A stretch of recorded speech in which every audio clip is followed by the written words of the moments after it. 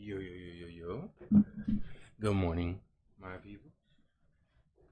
What's up, dudes and dudettes? Dudes and chicks? Oh, shit. You're like, is that Goosey? Yeah, that's Goosey. We back. We back in the flesh, though. We alive and kicking. You understand? We here. We up there. We everywhere. So, man, we got some good shit today. I'll tell you right now, shut the fuck up.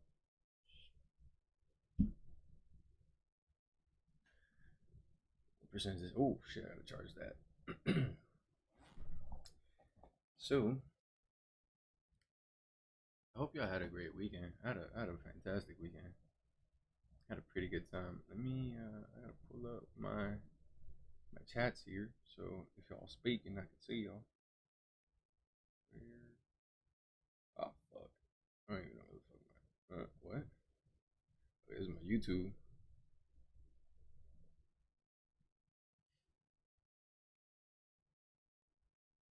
I mute myself.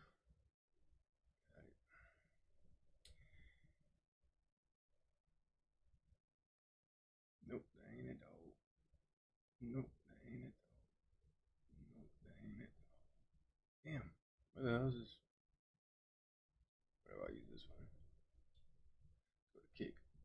I need my dashboard. Y'all typing shit right now. I'm sorry, dog.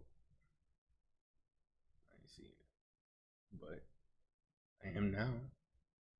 I feel like that's what's really important. All right.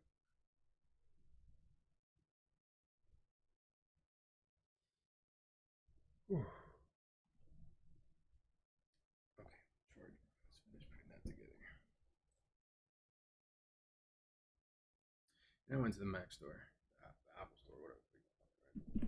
And I had to get a charger, so I went to go buy one. And I had gotten so used to the MacBook Pro charger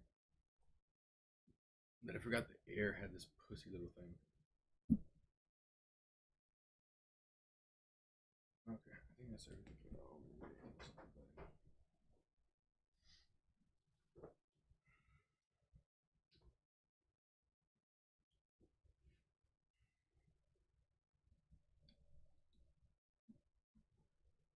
All right, I need 1 second, folks. I just woke up. Hold on, I'm still disoriented. Give me a second.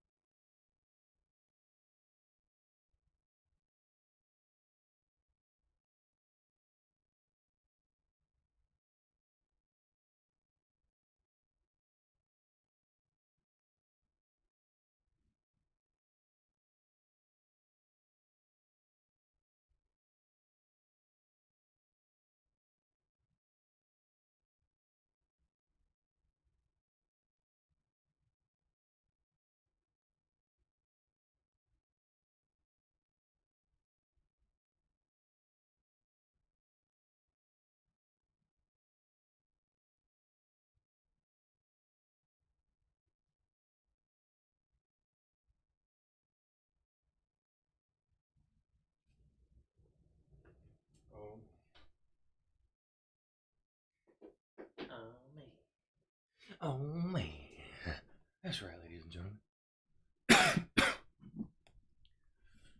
Whoa. I think we're ready to do this now.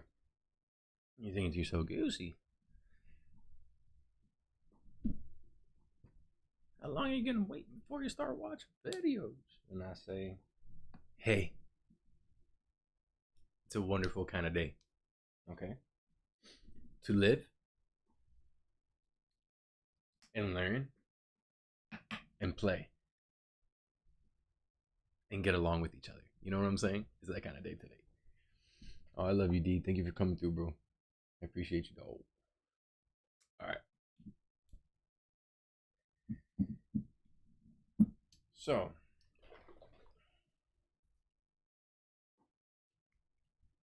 want to get naked? Use promo code Goosey Juicy's the Woozy at checkout for 50% off your order.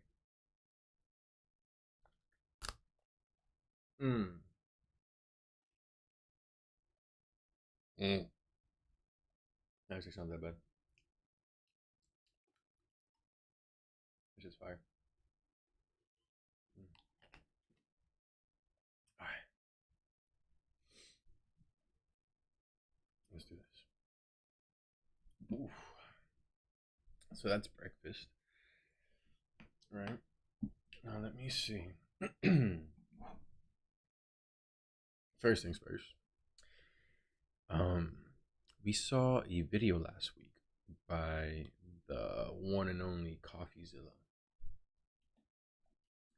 I want to get over to that right now. I want to keep that going because he's keeping it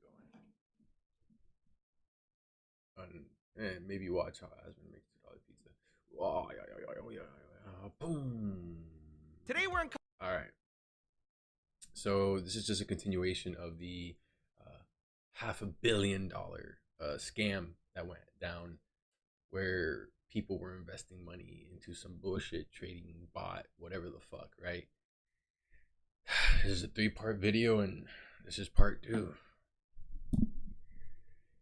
I present to you, exposing a $500 million scam gets dangerous. Covering a $500 million Ponzi scheme called Trader's Domain. In part 1, we exposed a web of scammers. We found an ongoing government investigation.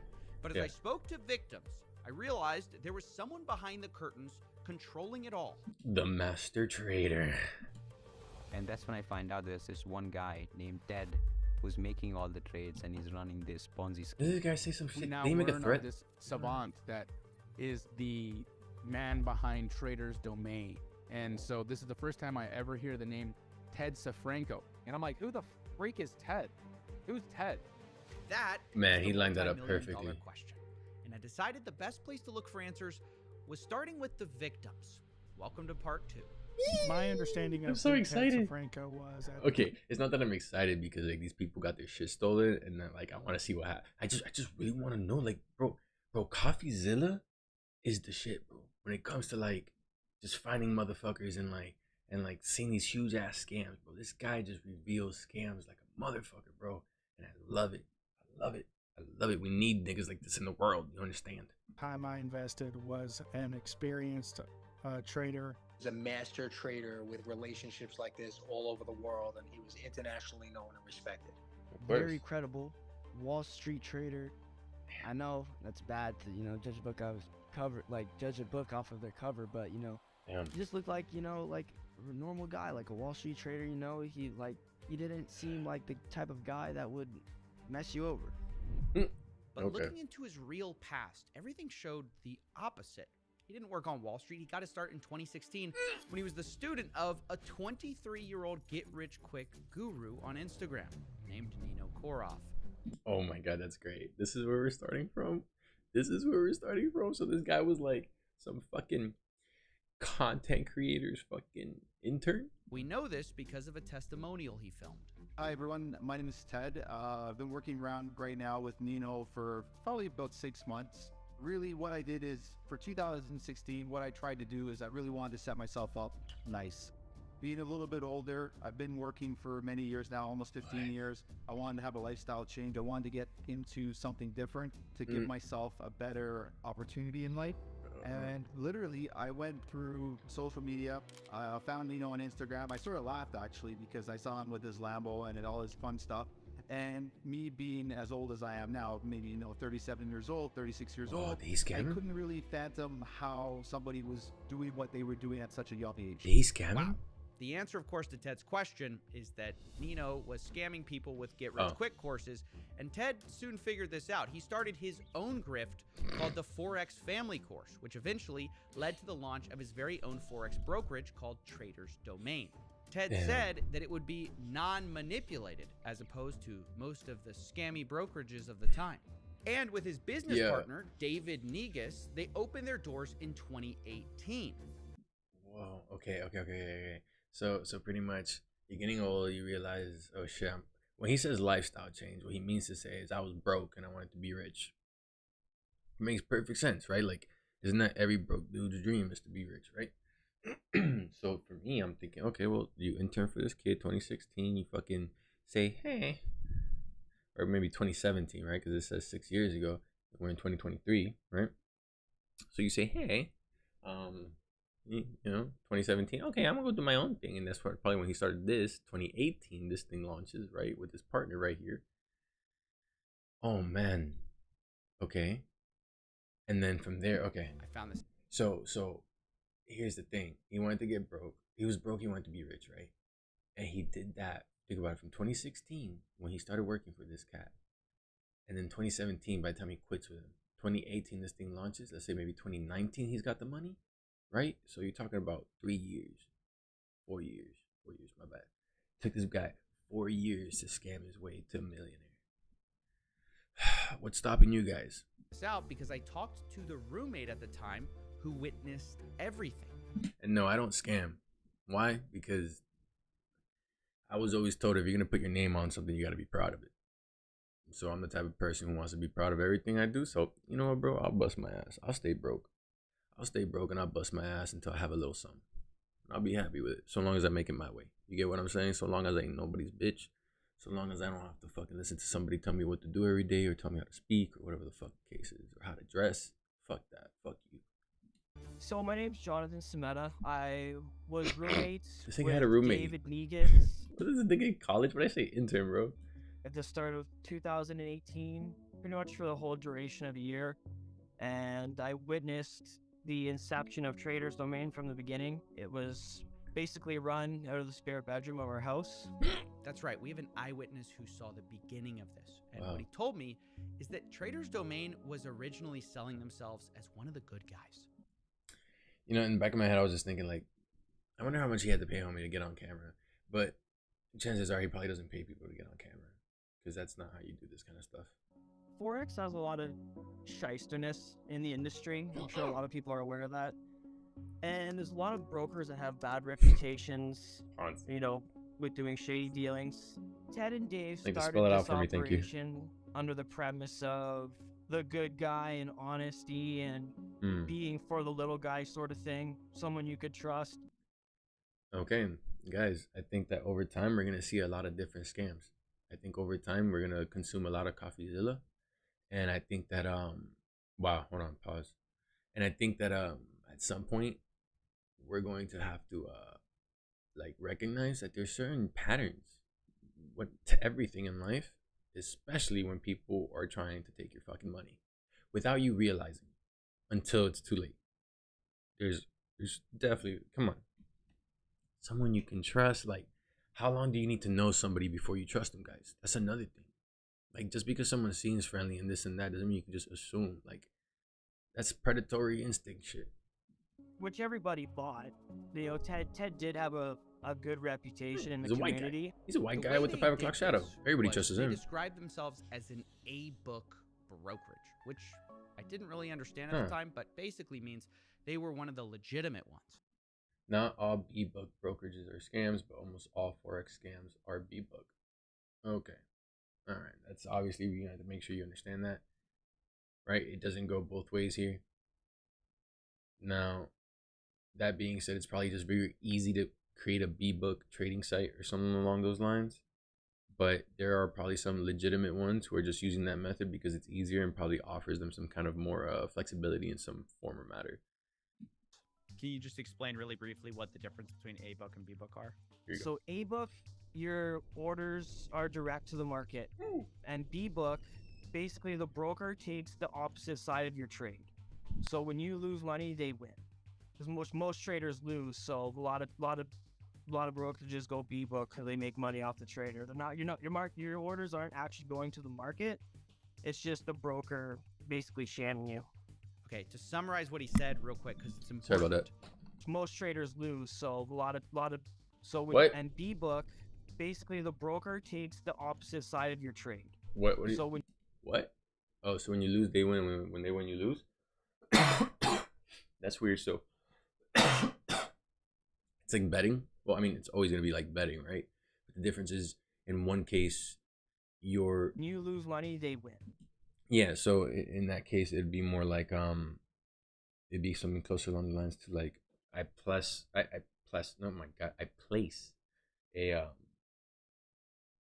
gonna say wager. I place an order to get stocks, right? Boom, I get the stock. It's mine. It belongs to me. Or Forex. This is Forex trading, right? So like I put this order in to transfer this quantity of money into a different form of currency, right? Once I do that, it's mine, right? And then I could send it back and then switch it back later. That's how people make money in that industry, right? Yo, what's up, dude? How you doing, video? Pretty good, bro. Thank you for stopping through, bro. So like that's one part, right? And then the other side would be, instead of you placing an order and getting what you want, it's like you place an order, and if it goes good, you get money. If it goes bad, they get money. I don't know, it's weird. What the fuck? Oh, okay, I get it. Because with Forex trading, someone always has to lose. So here you get to see exactly who you're losing to. Most traders lose, so a lot of brokerages go B book because they make money off the trader. Your orders aren't actually going to the market. It's just the broker basically shanning you. Okay, to summarize what he said real quick, because it's important. Forex brokers, which are A book, it just means that your trades are real. B booking is when the trades are kept in-house and things can be faked. They can be messed with. And this is why Ted said that his brokerage was A book. He couldn't scam you, and he claimed this. Wow. So here's another part. Everything seems to be above water. Okay, look, I'll tell you right now, there is no fucking business, no organization in this world that has their shit all the way together. There's always a fucking kink in the armor. Okay?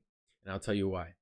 For example, you go look at any corporation's Facebook page, any corporation's Instagram page, someone leaves a fucking comment like, your product sucks, I didn't like this, and they delete it, it's because their product probably sucks. So if you don't ever see a bad review about something, that should also be a red flag. If you don't see any kinks in the armor, if it's perfect, if it's so fucking perfect, that there's no flaws, that for sure you're gonna make money, you're probably gonna lose it. Repeatedly. But the question is that true? With stories of changing trades, I wasn't so sure. And then all of a sudden, everything magically got erased. And they said, oh, the servers refreshed. We had to refresh the servers.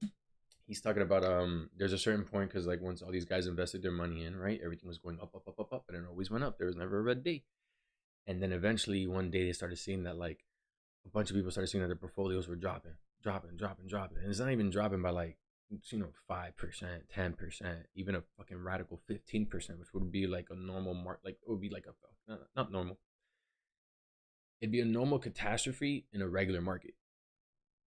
These fuckers were at 50% loss, right? And then these fuckers, like, because they were just trying to show people how, because so many people wanted to withdraw money, right?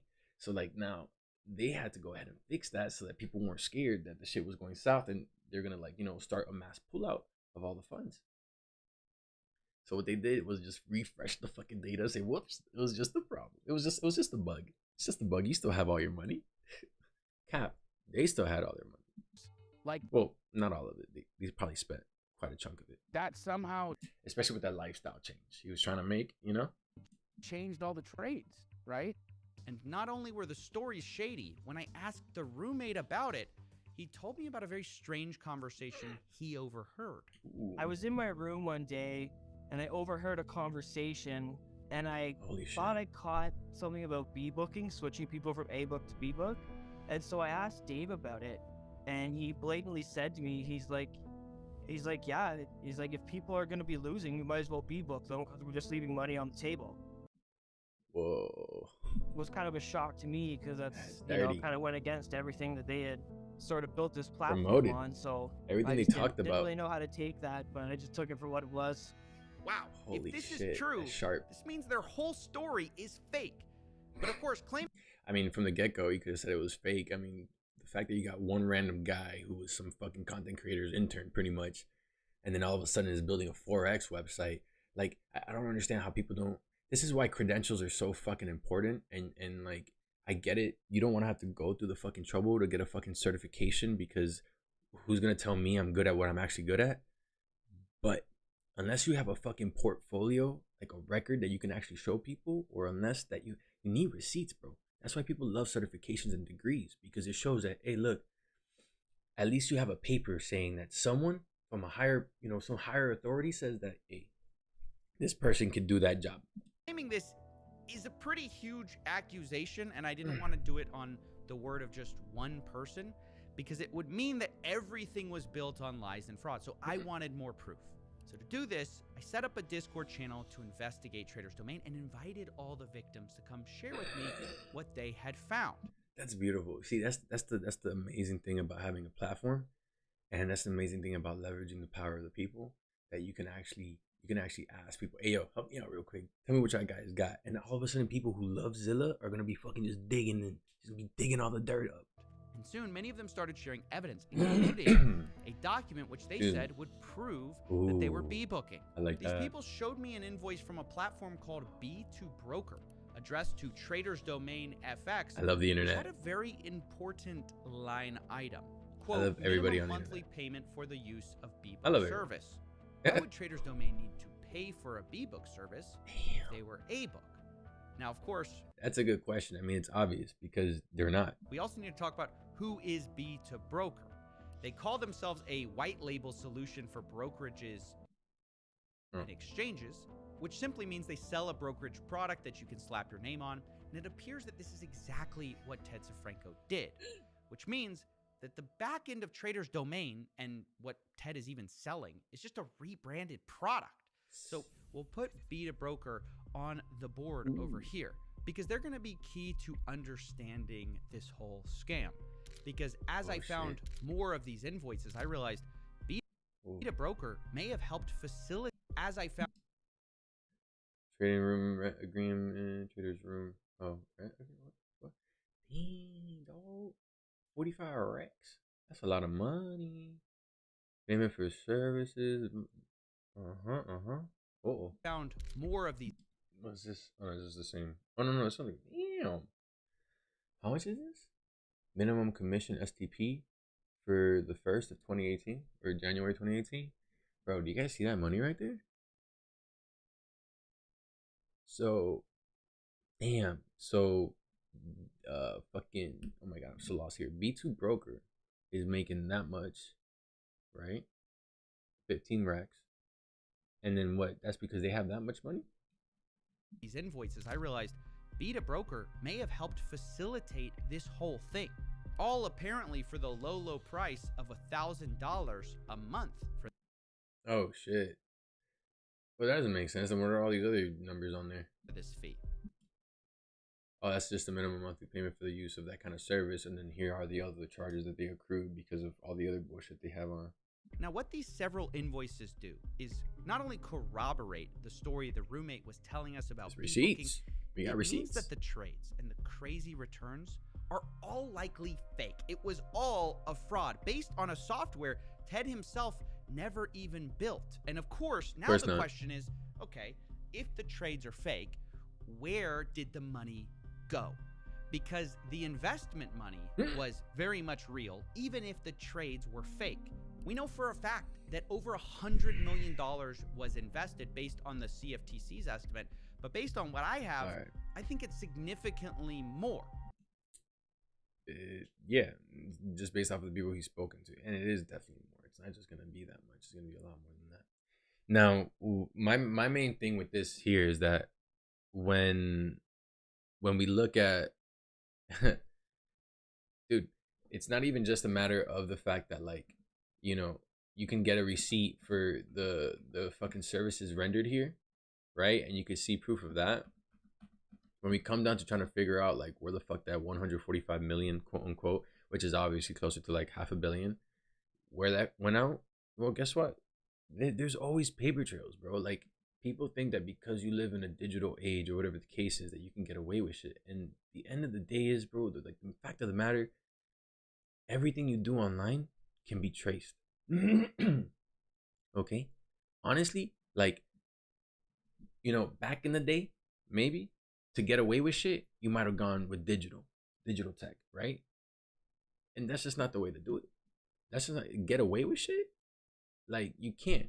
Like, nowadays it's crazy because I feel like when everything was analog, you being digital gave you the upper hand to do crazy shit like that and never get caught, never have a paper trail, right? Because people weren't really looking for things that way. People weren't really digging this, that, and the third. There's a lot more anonymity on the internet when it was just first started up. Now, though, what we have instead is like the other way around. Like, you're better off writing something on a piece of paper and burning it later than you are trying to fucking, you know, erase an account off the internet. The FTC's estimate, but based on what I have, I think it's significantly more. Either way, we're talking about an extremely large amount of cash. So it had to go somewhere. I mean, we know from our first episode that a lot of it went to this company called CCAP Holdings, but what happened after that? As I began to ask myself this question, I was contacted by an anonymous source who found out that I was investigating. As I said, I had made it public at that point, and they told me they had a friend who might know something more. Something that could, quote, show B-book activities, money laundering, and fake invoices. Fake invoices. Okay. How do you prove that something's a fake invoice though? Like, you have to like prove it's a fake invoice because you would have to leverage that against the books and see what the books show.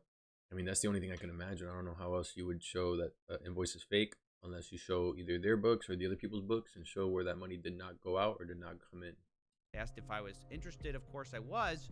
And when this friend got in touch, they claimed to have literally 2,000 plus files and documents on Trader's Domain. I love how like he just pretty much starts this shit on his own. He starts looking this shit up on his own, and when he's kind of stuck, he's like, and not even stuck. He's just like, I would like overwhelming evidence. All of a sudden, it just fucking rains down. What is this, bro? Few gigabytes, 2,000 plus files and documents. I was a little skeptical at first, but when Yeah, the so am I. files showed up, even I was surprised. Really? Uh-oh. Are the files outside the door? Oh my god, I love him. I love all this shit. It took me weeks to go through all the documents. Oh, he is, yeah. But eventually, a pattern started to emerge. As they always do. Ladies and gentlemen, let me introduce you to one of the biggest secrets kept on this goddamn earth. All right?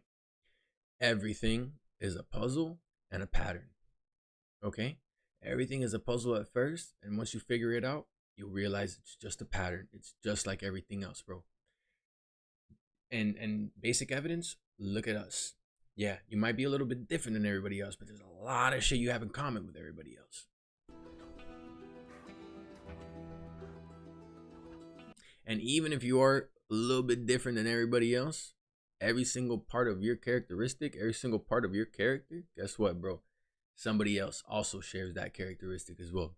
So you might be a unique combination of characteristics, but the individualized parts, those aren't unique at all. The same thing with problems, same thing with scams, same thing with fucking relationships, same thing with friends, same thing with family. The more I pulled on the threads, the more I realized this was all connected. I like that. All right, I think I get it. I think I understand how Trader's Domain took in money. If you look at our old understanding of the company, we had the basics, but we're missing several things, okay? It starts with the sponsors, micro celebrities or influential people who are paid very well to bring in investors. It still hurts me, bro. It still hurts me. Money. And the more you brought in, the more you were paid, which was actually explained to me by a sponsor who had $10 million underneath him. So you've got 10 million under you that's locked up. How many does the guy above you have? Well, he won't even tell me, but millions. He was getting like probably $500,000 a month just in payouts. Like I was doing well out there. I was getting paid like 20, 30,000 a month. All right, so these sponsors. Fuck. And these are guys who are just getting paid to just fucking like show off the fucking thing, right? Would get a cut of the money that they brought in, which meant that they went out and flexed on social media to bring in more clients. Holy some shit. bragged about yachts, some invited people to DM them for 10% monthly ROI deals. Okay. all these guys, all of them are just as equally responsible. Because here, let me tell you right now, if you don't do enough research into a product before you go ahead and push it on social media, right? And you end up actually fucking people over, or you end up not delivering on the product, you should be held responsible as well. Either way, once the victims were on the hook, they would be instructed to go one of two. It's like here. The guy who buys drugs, they get locked up. The guy who sells drugs, he gets locked up. The guy who transports the drugs, they get locked up. The people who make the drugs, maybe they don't get locked up, right? That's part of the Mexican cartel. But still, the idea is that like every step along the process, people get locked up. And I'll tell you right now, if they're making the drugs in the US, that motherfucker will get locked up too. So at the end of the day, everybody involved, you know what I'm saying? It's not just like, oh, I didn't know what was going on. This is not, you accepted money from a thing and you didn't do your, I mean, maybe no one, you know, you can't really hold people accountable to doing this level of research. But man, dude, a scam is a scam is a scam. And the fact that you fucking convinced people to let you play with their money and you lost it like that. And what, are you an accredited financial advisor or you're not? Okay, well, see, because if you were, then we could take you to court and we could take away your license because of what the fuck you did. But since you're not, I mean, why don't we just throw you in jail because you're a dickhead doing shit you're not supposed to be doing that you're not obviously clearly fucking certified to do. Payment routes. The first option was cash. They would wire money to a US-based bank like CCAP Holdings with a generic memo that said services and definitely not Forex or investments. That's probably that would trigger red flags. And once word went out that the wire had been sent, before the money even got there, Trader's Domain would immediately... And see, and that's the one red flag, bro. And like that's one. That's just one. There's a few here. The fact that there's no kinks in the armor, but then the fact that in order to do this, you gotta do something special. Credit them on the back end with fake money, which we know from interviews I did. He would credit my account without ever having any money before I ever gave him money. You know what I mean? So the numbers were there before you ever got... Before I ever paid for anything. So that day, I get a Trader's Domain confirmation, and it shows up in my Trader's Domain, $500,000 sitting in my account. The next day, Chase calls me, and they go, oh, we just want to verify this is you. And I'm like, oh, you haven't released the wire? Oh my God. So they had accredited your account before the money had ever hit? Yeah, before the money had ever hit. All right, but if... Okay, second red flag. First red flag, services.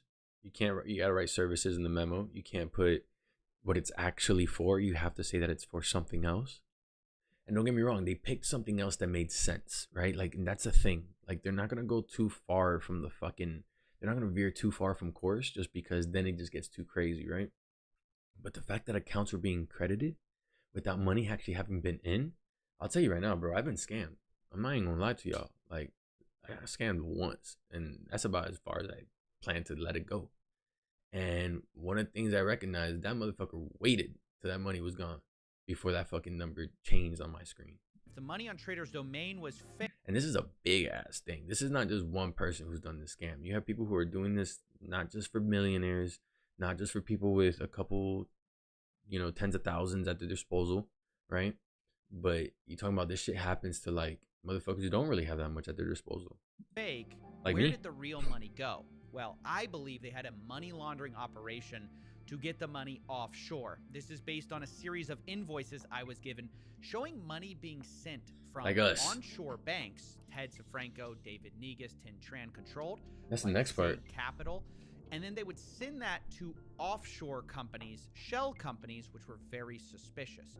For example, we found invoices sending $100,000 to a company called Safe Seal Technology. Why? What is? In another one, they sent $1 million to Discover Tour Plus. Now, this one in particular had a website, and if you go to discovertourplus.com, that's great. They claim to be a travel agency. Which makes sense, right? Like, it's pretty much in the name.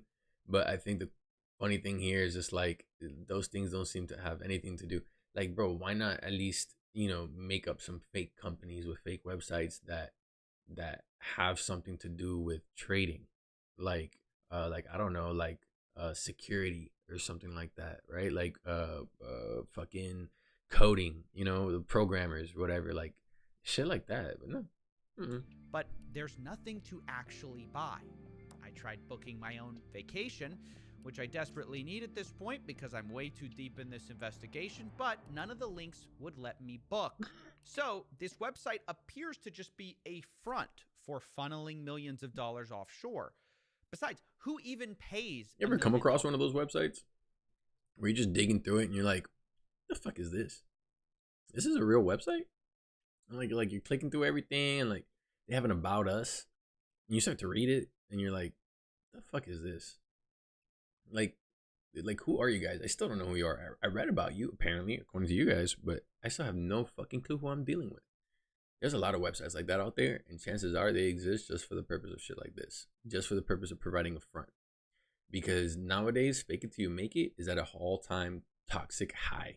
To a travel agency if you're a Forex investment company, that especially does that multiple times. Of course, the alternate explanation is that the reason you might send money from a shell company in the US to an offshore shell company is to launder that money, because then you can now declare that $1 million the travel agency took in the result of a bustling business instead of fraud. Now, that's my theory. Yeah, but at the end of the day, like, what the fuck does a fucking vacation planning website or vacation planning company or fucking tour agency, you know, vacation agency, what do they have anything to do? Travel agency. What do they have anything to do with the trading of funds? What do they have anything to do with Forex trading? But we have dozens of these invoices which seem to confirm it. And you might expect that this was the main way Trader's Domain moved large chunks of cash. But you'd be wrong, because in 2023, laundering money through banks is like communicating with smoke signals instead of text messages. No, the real way to launder money has changed. Today, obviously, it's crypto. So this brings us... And by the way, even with crypto, you can still track the fuck out of that.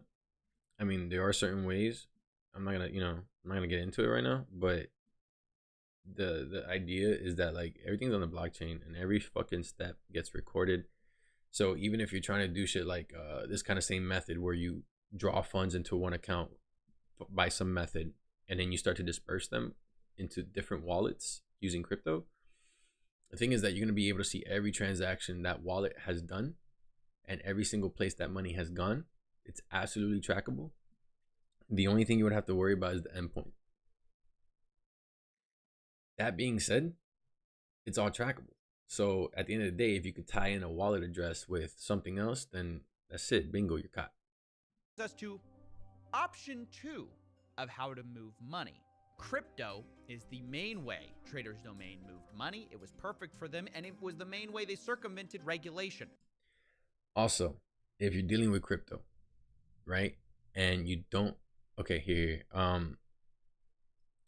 it's not just about the anonymity of crypto that's so great, right? But it's also the non-anonymity of crypto that makes it so fucking powerful as well. If you don't have KYC on your fucking shit, if you're dealing with one of these trading accounts, you know, and they don't do KYC. What does KYC mean? It means know your customer. What does that? That doesn't mean they have to get to know you personality wise. Fuck that shit. No, they need to have some kind of form of actually identifying you. So a lot of these trading websites that even do use crypto still require you to submit identification.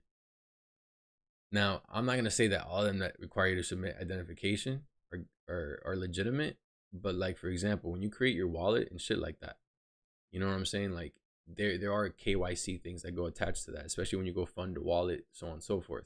You have to tie that to an account. And think about it, you can't make any move on a blockchain without first having some form of crypto. You have to first have crypto to make moves with crypto. So even if you use another account to transfer money in, at the end of the day, at some point, he had to have made an account and paid a fee to have just a little bit of crypto for gas fees. Recall at the beginning of this show, I told you that offshore companies couldn't solicit U.S. investors, but Traders Domain told people that up front. They said, quote, Traders Domain does not solicit U.S. clients. However, they would claim underneath that, quote, just to note, we have crypto accounts available, which is sort of like saying, hey, we don't let in U.S. clients through the front door, but just to note, we have a back door. Because when you went to their website, and once you're coming through our back door, we're going to get you in yours.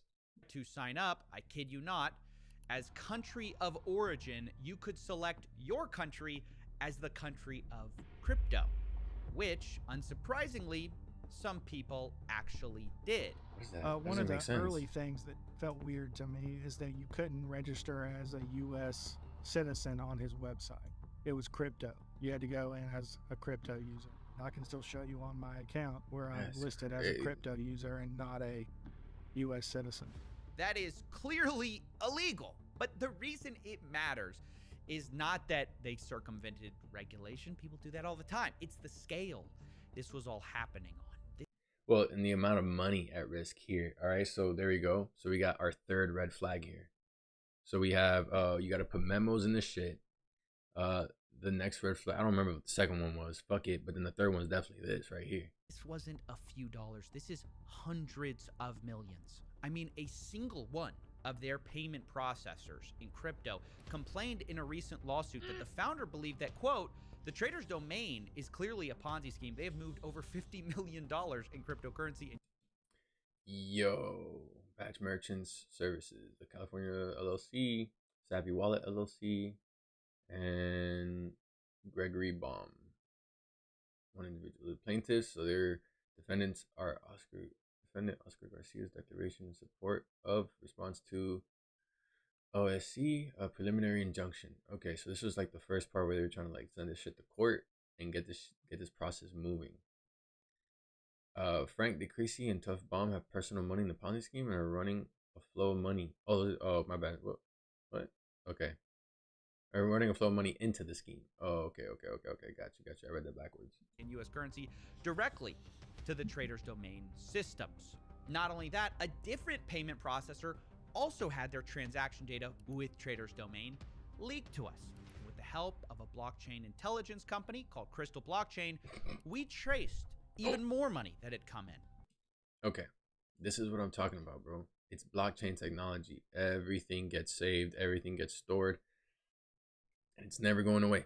That's why blockchain technology is so good. That's why crypto is going to be around for a while. Yes, it's riddled with scams, but it's only because it's so new and people who are trying to early adopt it are doing things that are OD. You get what I'm saying? Like they're trying to figure out, oh, since I'm an early adopter, obviously I'm gonna get rich off of this. Instead of saying like, okay, because I'm an early adopter, let me like fucking observe what's going on and make small little decisions here and there so that in 10, 20 years, I could be comfortable. No, they say I'm crypto, I'm here today, I should be rich tomorrow.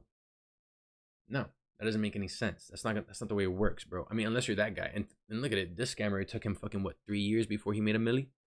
According to them, roughly 450 million went into Traders Domain. And that combined with the 50 million from that other crypto payment processor is where we arrived to our $500 million estimate. Now, bear in mind, this is just crypto. This is not talking about fiat here. And this is real money that went in, not fake Ponzi gains. Okay. And then also don't forget that like this motherfucker could have just been doing this not just here in the U.S. He could have been also scamming motherfuckers outside the U.S. Because I mean, euros aren't that bad either. Euros are worth a pretty penny. And at this point in the investigation, I'm feeling pretty confident. We have two crypto? really big things. The first is that the scale of this thing is huge, probably bigger than even the government believes it is. Oh, my bad. You know that he went to the UK. You saw Roadman's over there, right? Talking all his shit about, yeah, fam, I was over here in the UK, bruv, and I was scamming this shit, man, and I was sponsored.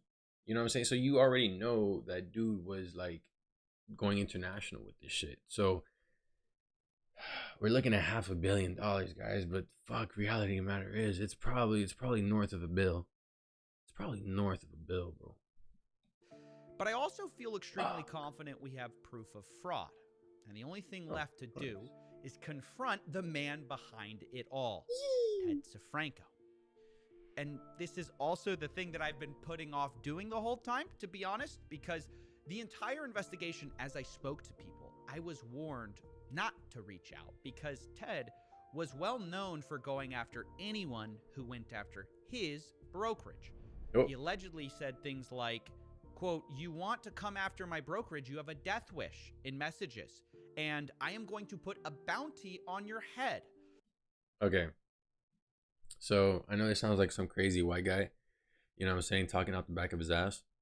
But I'll tell you right now, bro, if you have enough money, though, like, you could pay someone to fucking dox someone else, bro. You have enough money, though, you could pay someone to fucking literally take somebody out. And it's not legal, obviously, but it is an unfortunate reality. And that being said, when a dude who's running this brokerage who, I mean, has already made at least $1 million, bro, if you have $1 million, like, you don't, bro, like paying for a bounty is not even $1 million. You understand what I'm saying? Like, it's crazy. So that whole concept that, like, you got this dude with money, like, saying, yo, come after my shit and I'm gonna send people after your ass, bro, you know he's dealing with big fucking people because of how much fucking, like, sponsors and the amount of money that people were investing in this and that. So, like, the moment anyone tries to say, oh, this shit's fake, I'm gonna take your shit down, like, you don't know, this guy might actually fucking go to that point. And not just that, I'm pretty sure there's a video of him where he's spouting out the mouth some kind of threatening shit. This guy is not normal. This guy is not right. He's not right. There's some screw that hasn't been tightened properly. There were a lot more of these, and of course, he also famously threatened people on video. I'd take a flight to the UK right now and just fucking show up and curb stomp their heads. Yeah, I get arrested. What is that? So what? I win because they're dead. So yeah, the guy is... I win because they're dead. I mean, what is that? What is that? You win because they're dead. So you mean to tell me that you're the guy who owns this huge brokerage, right? Or who's running this huge fucking trading platform, right? You're the master trader behind it all. And you don't care if you go to jail. You just want to curb stomp some kid who's talking shit about you on the internet? I'm sorry, bro, but if you're a master trader, if you're actually good at what you do, you don't get offended when people talk shit. You don't. You don't. Because you know your worth at that point. Red flag number 4. Is kind of a psycho. So I was very nervous about doing this. And so I decided to go to the bar and get me a little bit of liquid courage. Come on, Coffee. You've been sitting here for 2 hours. Are you gonna do it or not? Give me this one more shot, okay? And then I'll do it.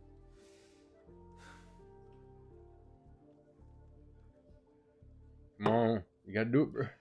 You got this. Here goes nothing.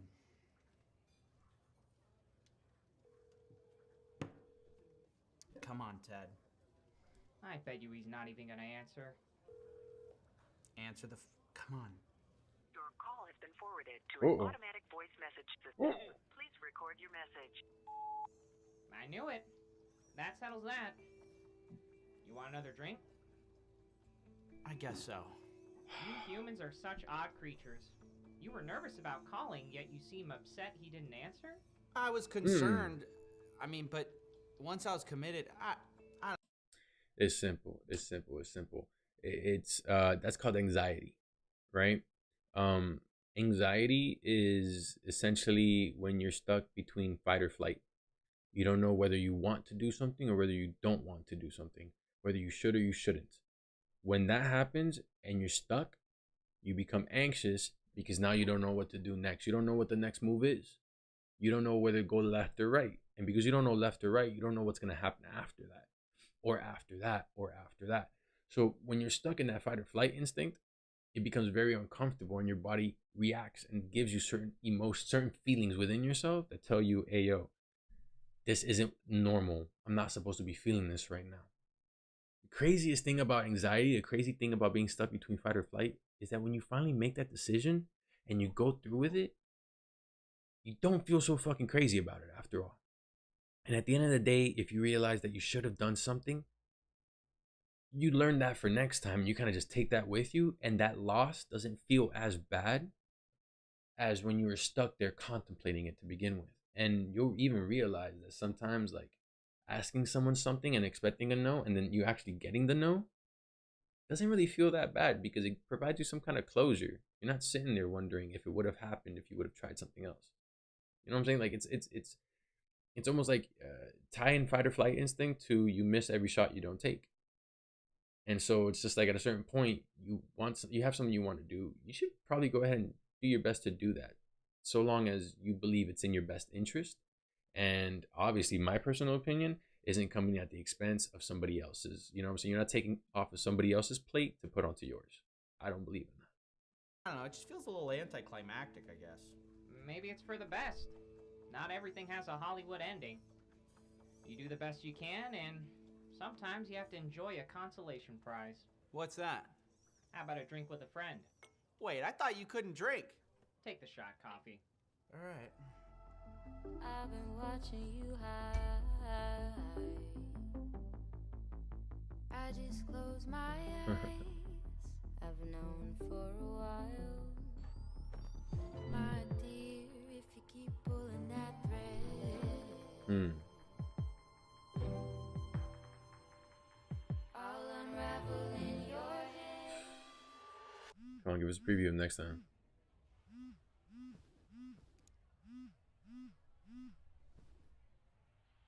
Oh.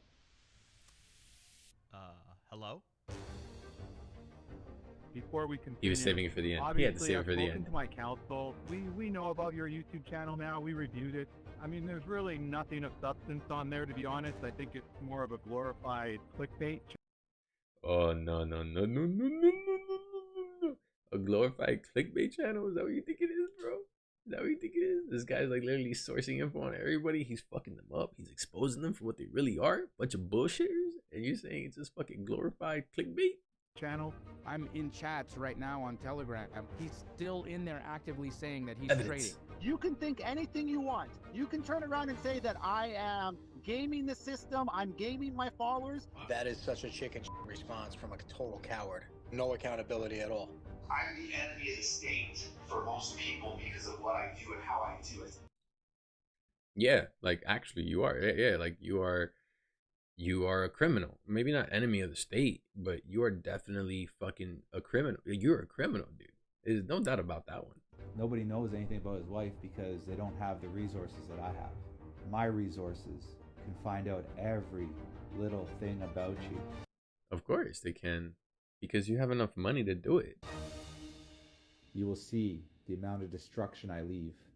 Okay, I'm sorry, but like that, those are all threats. You like, okay, like those are all threats, bro.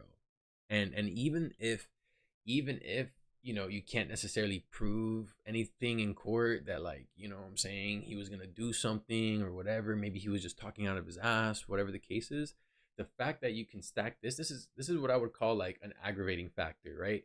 Like if you ever end up in court for a reason, pray y'all don't, but the idea is that you're gonna get charged with something, right? And when you get charged with something, how bad you did it or didn't do it, right? So like it's just like let's just say you robbed somebody.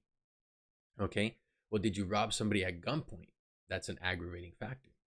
Did you rob somebody and then later on go back and give them their shit back? That's a mitigating factor. You get what I'm saying? So there's shit like that, right? There's things that make the sentencing worse. There's things that make the sentencing a little bit better. Either way, a crime is a crime, and this guy's a dickhead, and this guy's been fucking threatening people, like talking about messing with my brokerage is a death wish, I'm gonna put a bounty on your head, bro. That's a direct threat, bro.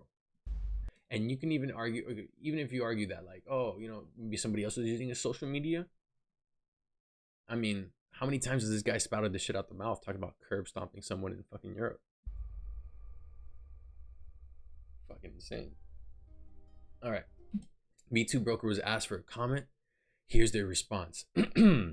We fully support individuals who are fighting against scams and any illegal or unethical schemes.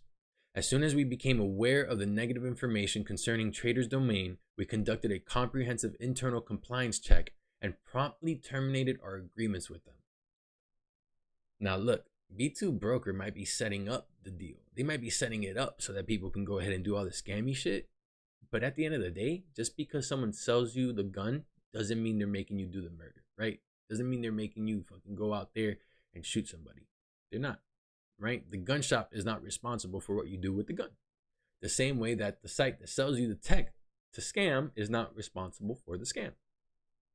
There are tools, and these are tools that can be used in an actual beneficial way. Like I said, just because someone uses a gun in a bad way doesn't make all guns bad. Just that because someone uses a broker platform to go ahead and facilitate their trading website doesn't make it a bad website, doesn't make it a bad trading website. But if they're fucking scamming you, that's up to them, right?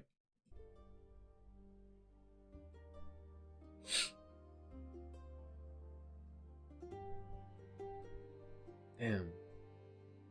Yeah, they have to cover their asses. They don't want to get shut down. You know how much money they must be making? Fuck that. Oh, man. And see, here's the thing, bro. You don't have this many people behind you. I'm sorry, bro. Like, you don't amass this type of audience for nothing, bro. This takes time. This takes effort. This takes you not only having done your homework in the past, but you have proven that you know what you're doing. And like it not being your first rodeo type shit, you know, gives you more, you know, it gives you more, what's the word I'm trying to say here? It gives you more reputation. You know what I'm saying? It adds to your reputation. It makes it seem as if you actually know what you're doing because you've done it before and the truth has gotten out and it just shown. See, when you have a portfolio of work, right? When you could show people that you've done shit in the past and it's actually been fruitful, then yeah, maybe not if everything is fruitful, but so long as like you did your due diligence every single time, well then guess what, bro? Like even if one doesn't hit, the ones that do hit are enough to give people the understanding that you're doing what you have to do, that you do your research, that you don't just make crazy claims out of nowhere just to try to throw someone under the bus.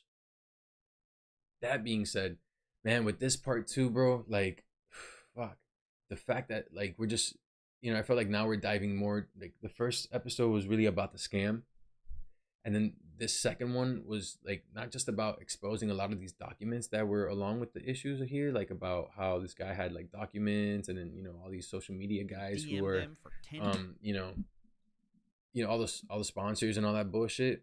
But when you're looking at his history as well, right? And you're looking how he came from like following some like fucking rich kid around, you know, some rich kid who had fucking, where is it?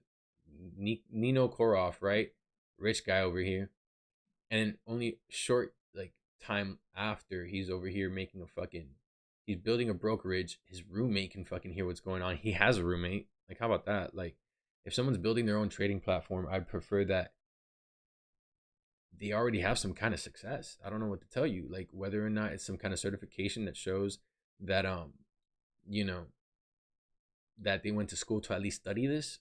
So at the end of the day, I could just be mad at the university for making someone who's shit at it, or if they have some kind of, you know, they show you evidence of their training over time, like, and you can fake a lot of this account shit, but one thing you can't fake is like history. It already happened. It's been recorded. So all you got to do is simply just look at their trades, look at their deals, and compare that to what's been going on in the market. You know, you could draw that out long enough. You could probably fake that as well. I'm not going to lie. But at the end of the day, there's other red flags too. There's the whole services rendered, you know what I'm saying? There's you know, the money going into all these different places. And even if you didn't do that kind of research, it's the fact that this guy was just so wild and so talking out of his ass, you know? And if you weren't paying attention to the guy who's running the company where you're throwing your money into, then, I mean, by all means, like, you know, get scammed. Because the thing is, you know, I could put my money in the stock market, but I'm not going to invest into a company that I think that's going to go under. So what do? I would do research. I've done research in the past. You know what I'm saying? And you look into the companies, you see where they're headed, you see what they're developing, and if you think it's something that have promise and maybe they might have something good coming up soon, you go for it. This is not financial advice. This is just what I would do. But if I would look into the company and I really had no idea what the fuck they were doing, and if I would look on their website and their website wasn't really fully developed and it didn't really seem as if like this is like they're really handling their shit at a fucking professional level, I would not put my money into it because I'm thinking to myself, this company might not even really be real. It's shit like that. You know, the idea of also having to fucking put that you're in from a different country, not legal. And then, you know what I'm saying, then this motherfucker gets sued. He's using all these different platforms. You know, I'm not sure how homie got a hold of all these assets, the guy who gave this to CoffeeZilla, but what I can say is that between that For my brokerage, you have a death wish. and this right here, between all that and this right here, like, this is crazy. Like, this is not an individual who's running a company. Individuals who run companies, like, when have you seen a CEO of a corporation ever go on social media and start talking about they're gonna kill someone who's talking shit about them on the internet? That's the most outrageous shit. And then not just that, like, look at these fucking where was it? Oh man, it's somewhere over here talking about like CoffeeZilla's wife and shit, and like no one knows he has a wife. And where was it? Fuck, man, I can't find it right now. But you know what I'm saying? Like, what is that? Like you're gonna go after his family because this guy owns. By the way, what do you call it? Glorified clickbait YouTube channel, right? That's what the owner of that company, this Ted dickhead, calls it, right? A glorified clickbait channel, and then proceeds to threaten the guy who's running the glorified clickbait channel. And it's just like, bro, I'll tell you something right now. There to be on. This guy has almost 3 million subscribers, right? You didn't have nowhere near that many people. So trust me that when it comes to people who are backing CoffeeZilla, in fact, look, let me show you something real quick. Pretty much right here. You see all these people? These are more people that have ever traded on your website. Right here. These are people who constantly give money every month to CoffeeZilla for the sake of him continuing to do the work he does. Okay? They give money to him, and you know what he does for them? He doesn't trade their money. He doesn't give them money back. What he does instead is that he takes that money, he invested in himself, he invested into, you know, trying to figure out these things, and then he finds this shit out. You get what I'm saying? That's the difference, dog. And you want to talk shit about him? Like, I'm not trying to sit here and defend Coffee because, you know, he's not my homie and shit. But based off of what we can see here, bro, you don't get that many people. You don't get that. It's just a matter of statistics, dog. Like, if he's just clickbaiting, how do you have all these people? Look, 2.3 million views, and this video only came out 3 days ago, right? Let's go down this little rabbit hole real quick. 2.3, 3 mil, 3 mil, 3.4, 3.2 mil, 3.5, 4 mil, 7 mil, 4.9 mil, 8.6, 2.2, 3.1, 2.9, 1.9, 2.7, 2.1, 7.5. I'm just gonna cut that shit off right there, right? And then you go back and you look at the end here. Today we're uncovering and you see all these fucking people. So you're talking about this guy has literally money coming in from, you see, protect CoffeeZilla at all costs. Nah, I'm gonna thumbs that up. This was a great video, by the way. I gotta remember to like. Remember to like the videos. I don't do that too often. It's something I gotta definitely get into. But all this to be said that, like, you know, I could understand if like a handful of people trust you to do something or might trust you with like without credentials and shit. But the fact that millions of people are looking at CoffeeZilla for information and trusting him, right? And it's not even that. It's the fact that some of this shit in the past, like the whole thing with the Logan Paul, with the fucking crypto zoo, this whole thing, that shit got exposed. That shit got exposed, man. That shit was true. That shit actually happened. And with all of that, it's just like, you know, when you have proof that all that research you're doing is actually like it's every now and then, you know what I'm saying? Maybe not all of these cases have been open and shut. Maybe not all of these had led to, you know, people admitting they're wrong or whatever the case was. But I'll tell you right now, dog, that like the Andrew Tate thing was going pretty good. The fucking crypto zoo thing also went pretty good. Because at the end of the day, you really got to see what the fuck these motherfuckers were doing. You really got to see how they were handling their bullshit. And the truth of the matter is, they really weren't. They really, really weren't.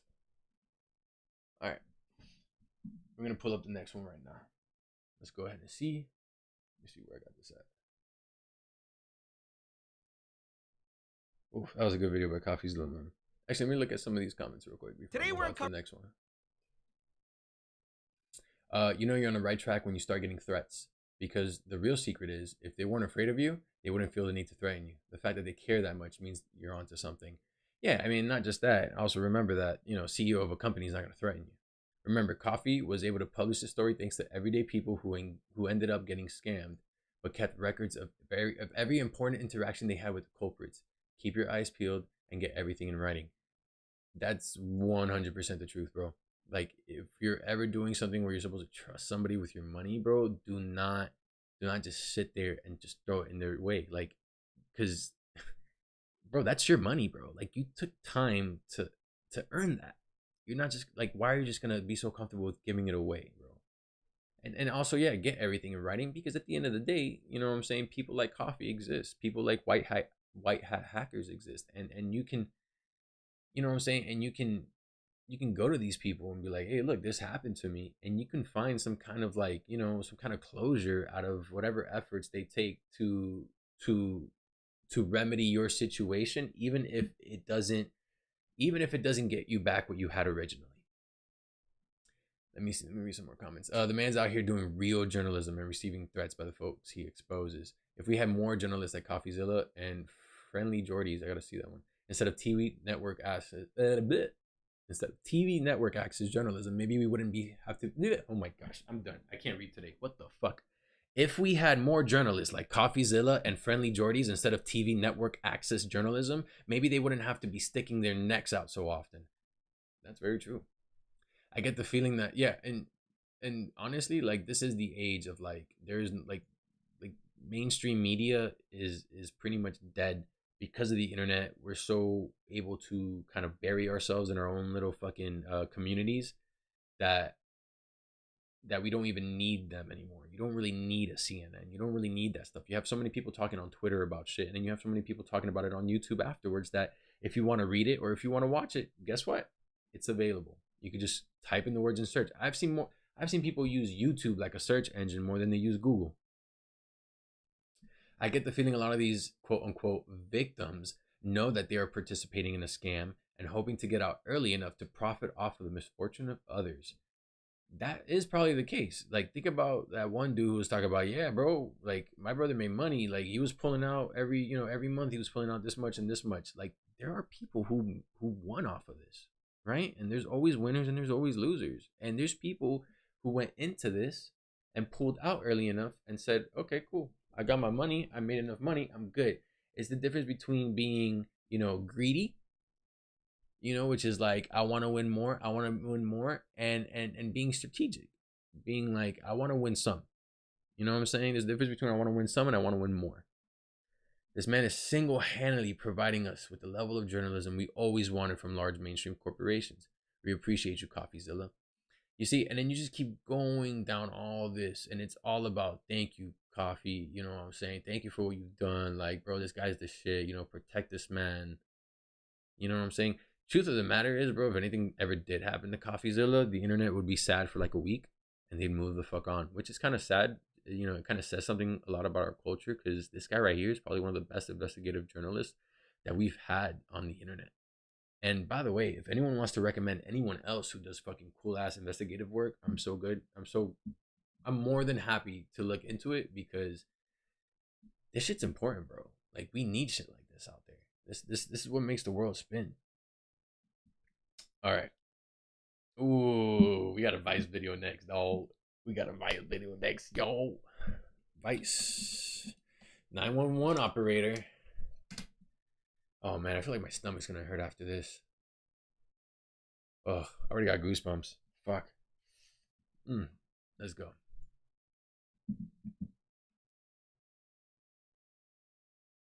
What the fuck happened today? Oh, it's loading. Yo. Yeah, I think what? The following content may contain suicide or self-harm topics. Viewer discretion is advised. You know what? I'm gonna go ahead and advise y'all as well. If you are contemplating killing yourself, don't do it. The world is a better place with you than it is without. I'm gonna leave that there before I get too emotional. All right, now we got the horrors you hear as a 911 operator. Informer series by Vice. I've heard people murdered. I've heard people commit suicide. I've heard people walking into a room to find their children dead. Oh fuck, I'm gonna cry during this, guys. I'm sorry, bro. I've heard the whole span of humanity in my job. Fuck? Any sort of violent situation you can think of, I've heard it. And everyone that I work with has also heard the same things. The gunshot next to a phone just sounds like a really loud blare of static. If you don't know what you're listening for, it doesn't sound like a gunshot at all. This is... Oh man. I feel like this is going to be absolutely gut-wrenching. You know how psychologically, like, fucking traumatizing that must be? Like, imagine you got off of work and you go home and the last call you had was some guy talking about he was going, you know, he's gonna, you know, he doesn't know what's going on, but he's gonna pull the trigger on him, and you're like, wait, what are you talking about? And then before you know it, pew, pew, pew, and you're like, whoa, what happened? And he tells you, oh, I just shot my family. And like, that's the last thing. Like, now you got to get off of work and then you go home, right? And then, and mind you, this is 911, right? So they have someone on, you know, all the time, right? They have people on staffed 24/7. So you would have to imagine that, like, imagine you get off of work. Let's just say you had the day shift. You get off of work at 5. You're headed home, and the last thing you heard was some fucking tweaked out dickhead somewhere murdering his family. How do you go home and watch Netflix and eat your meal like it's all fucking good after that? Like, do these people get therapy? Like, do these, like, if they're not getting and even though, like, even if they do get therapy for it, like, you're not gonna fix the problem. Think about it. Like, therapy is supposed to be one of those things that helps you move on from something. You're gonna go right back into it the next day. How do you move on from something like that? What, are you supposed to become desensitized? Are you supposed to take it to the point where you no longer feel for these people? You no longer feel anything, and all you do when you go into work is shift your brain into robot mode? So that way you're just thinking you're not even thinking anymore. You're not even being human at that point. Like, I'm sorry, bro, but shutting off your humanity for any amount of time is too much time. And that has consequences and repercussions that will follow your ass down the road. This is a job. Couldn't be me. Couldn't be me. Fuck, man. People walking in and finding their kids dead? I've been working as a 911 operator for approximately 3 years. I became an operator to help people when they need it. I'm getting knee bumps, bro. Get them through some of the worst times of their life. I imagined it would be having to deal with some basic matters that people have an emergency with. But yeah, he's thinking like, oh, someone left the stove on, the house caught fire, we need help right now. You know what I'm saying? Is everybody out the house? Yeah. But but we need the house put out because, you know, it's dangerous and we still need the house. Or something along the lines of like, there's a cat in a tree, right? Don't you wish that that's what it was? Don't you wish that our greatest emergency was a cat in a fucking tree instead of some fucking psycho like about to off themselves over the phone? And then by the way, like, if, like I said before, I'm not insensitive to suicide and suicide topics. I just think it's crazy that like, you know, someone has to sit there and listen to that on the other end of the phone. Like, you know, when you commit suicide, it's a very selfish act. And it's a selfish act because, one, you're taking away from the world and you're taking away from what you could have provided to it, right? But even if you don't give a shit about that, it speaks towards a level of self-consideration and self-respect and how you consider and look at yourself. And guys, I'm not saying this out of my ass, okay? I'm not saying this out of my ass. And like I said, I'm not gonna get into this today. We can get into this some other time. But it's not an easy place to be in, and I understand that 100%. But fact of the matter is, you have to realize that you are worth something, and you're better alive than dead. Okay? That being said, having to hear someone cap themselves on the fucking phone, or having to hear someone kill someone, or like even the most even more heinous shit. Like, I can't even imagine what he's gonna say throughout this fucking video. That's just not right. Didn't always end up being like that. No, you could of course have a not. 12-hour shift, you could have an 8-hour shift, a 24-hour shift. What? And in that amount of time, you could take upwards of 200 to 300 phone calls, still be expected to handle everyone the same. A 24-hour shift? So they're 8, 12, and 24. Wow. You imagine you're there just fried at the end of your 24-hour shift. You know what I'm saying? It's like 23 and a half hours in, and you're just there like, fuck. And then and how much shit could you, I mean, I don't know what the stats are, and I don't even know if those are stats that like even get released or anything like that. Maybe they are, but bro, can you imagine how many people did you hear die today? Right? And don't get me wrong, there's the flip side of that, right? There's the flip side, which is how many people did you save today? How many people, because you were on that phone and you were able to assess the situation and send help, actually got it? So that's important too. But it's kind of like a doctor, right? Like, in the sense of, you have patients die, you have patients live. That weighs on you over time. Like, that's not just something like human beings aren't made to kill each other. Human beings like aren't designed. I mean, competition's a thing, don't get me wrong, but if you look at how we're designed, like, we're too intelligent to be taking one another out. Like, we're much better built to work together, kind of like ants do, instead of kind of like how lions do. You get what I'm saying? Like, this whole, so at the end of the day, we have empathy for one another. We feel things. So even though something's not happening to us and it happens to somebody else, we can feel that. We can hurt the same way they hurt. Well, because of that, then you run into the situation where you see too much death, and either one of two things are going to happen. Either your mentality is going to crumble, your mental state is going to wither, and it's not going to turn good, or you're going to become desensitized and you're no longer going to be empathetic towards humans, which is also unhealthy. 911 dispatchers are shown on TV as having 20 screens in front of them, being able to track your location no matter what, being able to get people to you immediately. That isn't what a government budget allows us to have. In reality, we don't have a ton of the latest and greatest technology. When you call 911, we rely on your triangulation of where you're at. Yeah, for sure. Pinging off of different cell towers. Triangulation 3, right? That's one thing I've been trying to say for a while, is just like, don't get me wrong, there are powers that be that are more powerful than we understand. Cool. But that being said, government, like, if you think government versus private individuals are the problem, you're out of your mind. There's too many people, and everybody likes to think that the government's there and they're watching me right now and they're gonna come after me if I fucking sneeze too hard. Like, bro, they're not.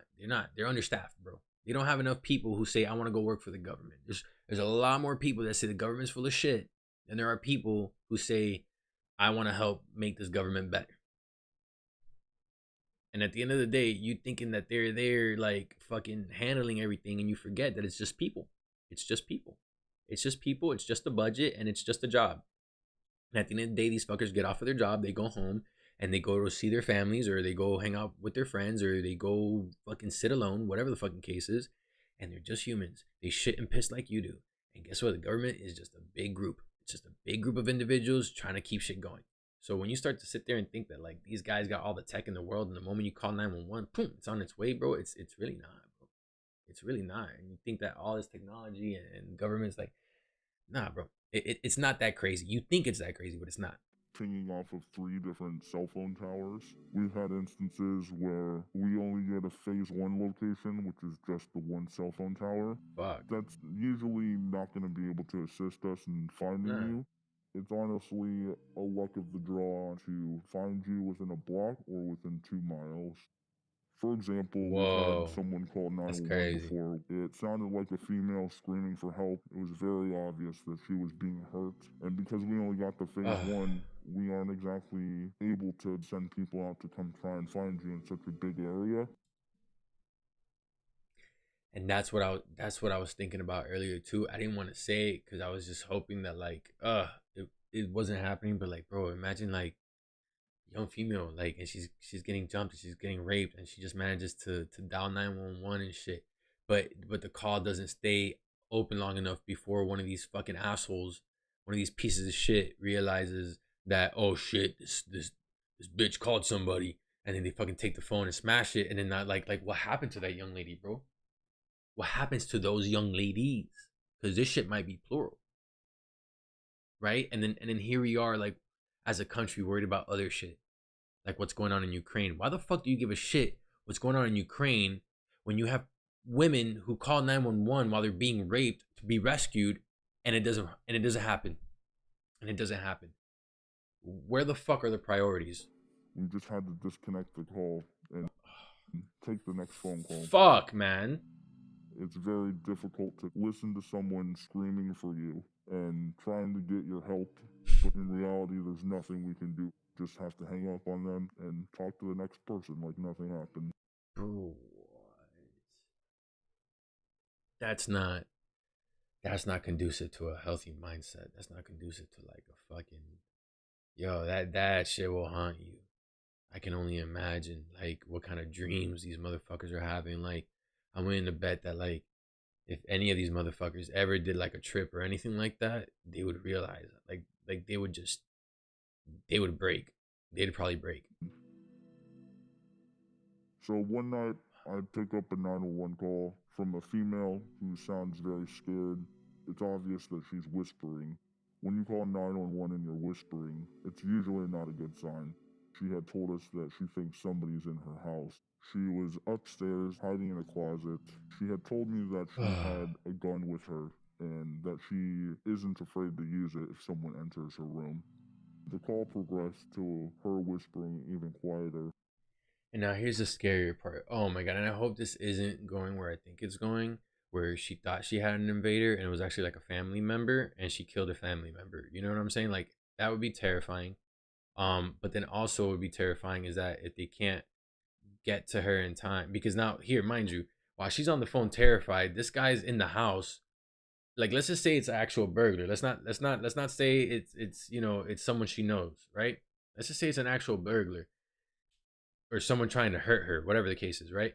They're actively looking for anyone in the house or anything in the house. Okay, well, he's moving. They have to wait for the fucking tech to fucking ping, ping, ping, ping, triangulate that shit, right? And that takes time. And he just gave you an example where, like, if you don't stay on the call long enough, it's not gonna figure out where you're at. Okay, so and also within a block or a 2-mile radius. So there's that, right? Like, I think if you're in one of these situations, if you can give your address right away, if you can just 911, operator, how can I, what's the emergency? And they say some shit, you say right away, I live at blah blah blah blah blah, and there's someone coming after me. Of course, there's situations where you can't put that together. Maybe you're out and you don't know exactly where you are, so it'd be pretty hard to kind of like give them that information. But that being said, there's time passing while she's on the phone waiting for them to figure out where the fuck she's at. That's one. And then two, not only that, once they figure out and send out the cops, then you have to wait for the cops to go from where they're at to where she's at.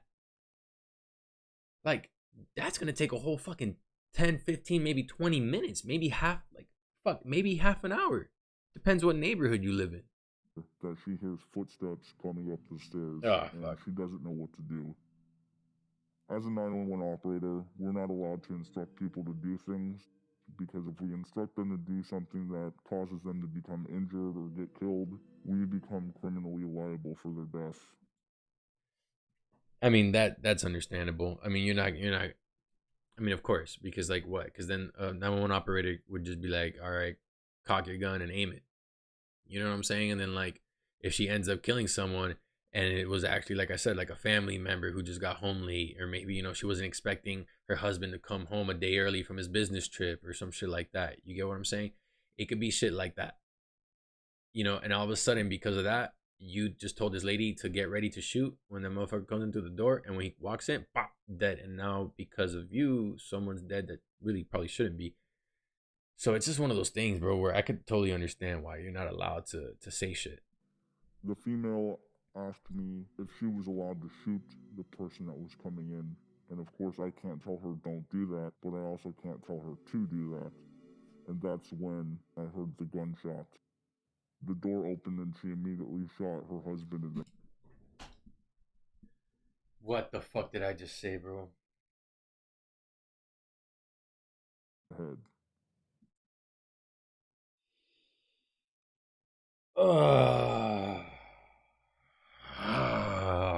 Fuck, man. How? You know, that's fucking crazy, because at the same time, like there's two ways that shit goes, right? Because now my head just went to two places, right? Like my head goes in two places. Like one, she's actually scared, and out of that fear, she did all that shit, and she ended up shooting. Bro, dog. Like, you didn't walk into the room and say, babe? Like, when you didn't see her in the bed, like, bro, I don't know. Obviously, like, you know, you can't turn back time, but man, like, that just makes me wonder, like, you know what I'm saying? If I ever come home late or something like that, or whatever the case is, or I come back from a trip, I mean, my girl will more likely be with me, but still, like, you know, and what, you know, like, I'm thinking to myself, I'm gonna announce my ass every time I come inside. I'll be like, honey, I'm home. You know, I don't give a fuck if it's 3 a.m, dog. You ain't about to shoot me by mistake. Fuck that. First of all, that's one part, right? Like sucks that she accidentally murdered her husband. But what if, hear me out. What if it wasn't an accident either? What if it was one of those things where, like, she found out her husband was cheating and she knew he was going to come back from his business trip and she didn't know, you know what I'm saying? Maybe she could have, like, fucking whatevered.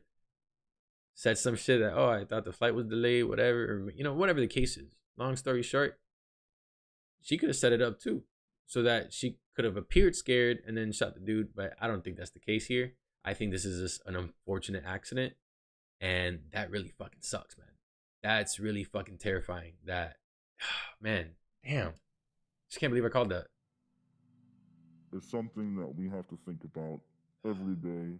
Not being able to give somebody instructions on what to do can be incredibly frustrating, but to keep yourself safe from getting sued or sent to jail, you just kind of have to let the ball sit in their court.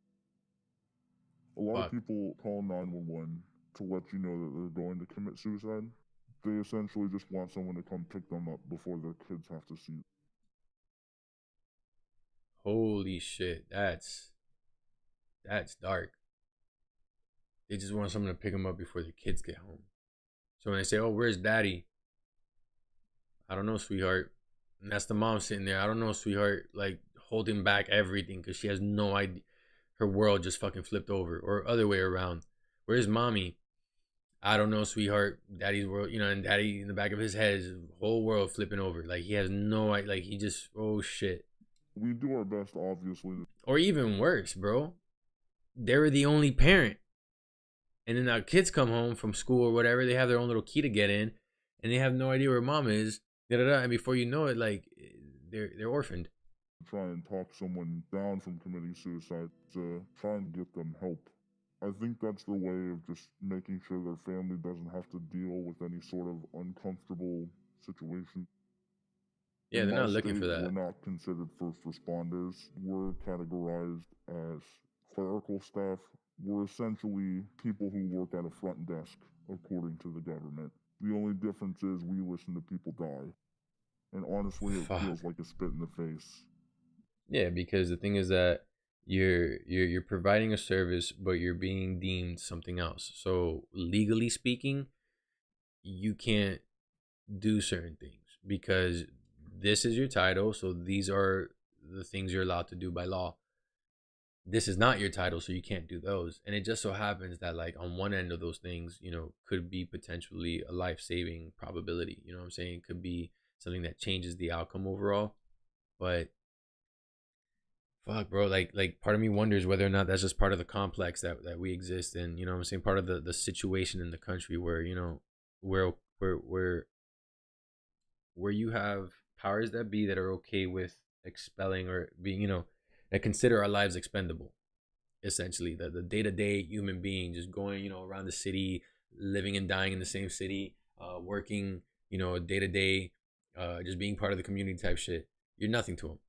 You're nothing to them. And at the end of the day, you know what I'm saying, who runs this, and how, why is it ran this way? These are types of questions that I feel like if we really started to dig into, we could start to see how like there's just, it's just part of this bigger system of let's just keep the majority of people happy so that they don't revolt against the system. We're not offered as many programs or outlets to help us. It's very common for someone to develop PTSD. We have to deal with people yelling at us all day and traumatic events on the phone, which causes people to quit left and right. Not having adequate staffing is kind of a domino effect. Yeah, because the moment one person isn't work, the moment, so like let's just say everybody's there. You have you know, let's just say 2,000 people. Everybody's working 8-hour shifts. But at the point those 8-hour shifts becomes too much for this guy and that guy and that guy, all of a sudden you have 1,500 people. Oh shit, well, we need people staffed all the time. So now you have some people doing 8, some people doing 12. People doing 12, some of them are gonna burn out. Some more of the 8s are gonna burn out. Maybe not as many as 12, but then guess what's gonna happen? Now you need more 12s than you need 8s. And now you're gonna start needing a couple 24s. And before you know it, you have people who are fucking burning out in a matter of months simply because they have to go to work every day, or go to work you know, 2 times a week, 3 times a week, whatever the fuck it is, and have to sit there and you know, hopefully, you know, they're hoping that they get to save somebody or something ends up with a happy ending. But majority of this shit tends to be people fucking, you know, and dying and death and fucking and just all kind of heinous violent shit. Doesn't affect the people who call 911, but it also affects the people who answer 911. So while your phone call is waiting, we're being burnt out, we're getting worked tirelessly, we're picking up the work of extra people for no extra benefit. No. It gets very alarming Just when you see more the number of hourly people wage waiting become bigger than how many people are able to take a call. Yeah. And it's just a queue of calls, so you don't know if it's somebody arguing or if someone's currently getting killed. Imagine calling 911 because you have an emergency, a legitimate emergency. Some shit is going down. And and you're waiting. Like you're on a wait for like 2, 3, 5 minutes. I'm sorry, bro, but when you're in an emergency, 5 minutes is literally life and death. And at the same time, like, while these calls aren't live, while they're not actually chatting to the person, are these people like getting their positions triangulated for the purpose of once they do come on the line to faster assist them or whatever? You know, like, is it like, I don't know how the job works, but you know, does it work to a point where they could triangulate the position while they're on hold, and once they pick up, 911, what's your emergency? Oh, okay, boop, press the cop button, and cops are on their way. You know what I'm saying? Like, I don't think it's that efficient. I think that's just me, like, being like, I think it's wishful thinking, but it's crazy. Like, you know, I've had to call 911 before, and I could tell you that I don't think I've ever had to wait I'm blessed. I thank God for that. But you think about it, and this is a probability. There's a chance that this could happen. So if there's a chance that if this has happened to somebody else, then there's a chance it could happen to you. And man, you don't want to be on the shit end of that stick. In this profession, seconds are the difference between life and death. One of the I just realized what shit end of the stick means. Biggest problems we have is people abusing the system. You obviously have the people that lie. Think about all the people who fucking the swatters, all these fucking dickheads who don't like what someone said about them on the fucking internet, right? Yet they say whatever the fuck they want, and then so they try to figure out where the fuck you live, and then they call 911 and pose some kind of bomb threat, some kind of bullshit to get you to get fucking stormed by a SWAT team. That's fucking ridiculous. And you have people doing that. You have people doing that while in the queue you have someone who hears an intruder in their house, or you have someone who's getting raped, or you have someone who you know what I'm saying, has someone coming after them. You know what I'm saying? Like shit like that, bro. It's just like, what the fuck are you doing with our, you know what I'm saying? Like the people who abuse the system, like literally ruin it for everybody else. And that's in every system. And say their ex-boyfriend has a gun or drugs under his mattress. People calling in bomb threats in large public places. People saying that they have someone being held hostage in a house. We're going to respond like it's actually happening. Yeah. One of my biggest fears of having to hang up on a prank call is the 1% chance that was not a prank call. Oh. Yeah. Yeah. And I mean, don't get me wrong, there's probably, you know what I'm saying, there's probably a way to tell, but you're still flipping a coin there. You know what I'm saying? You're still betting on that. You know what I'm saying? It's still not a definite answer. I definitely think this job isn't for everybody.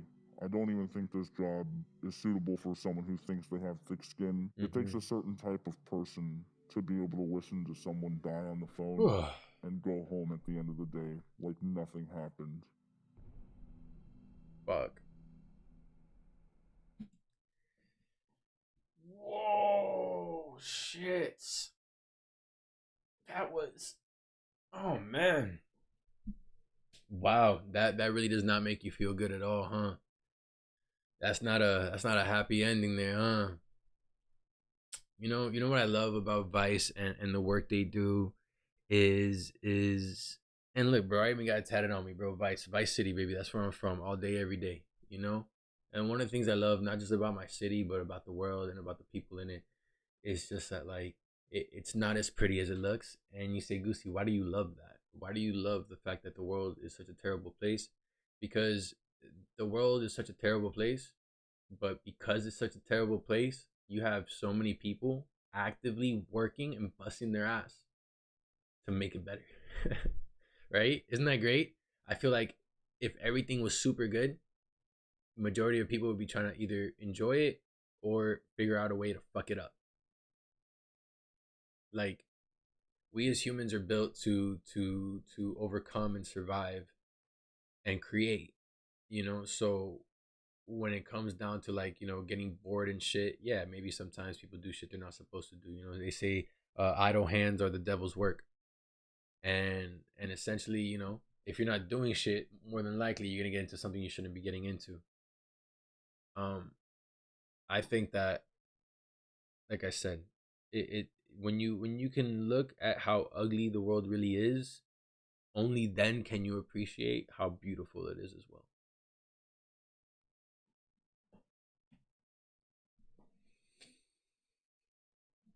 Guys, suicide hotline if you need it. I'm just gonna pull that up on the screen. I've never called it, I'll be honest with you. But you got it right up there on the screen. If y'all dealing with anything,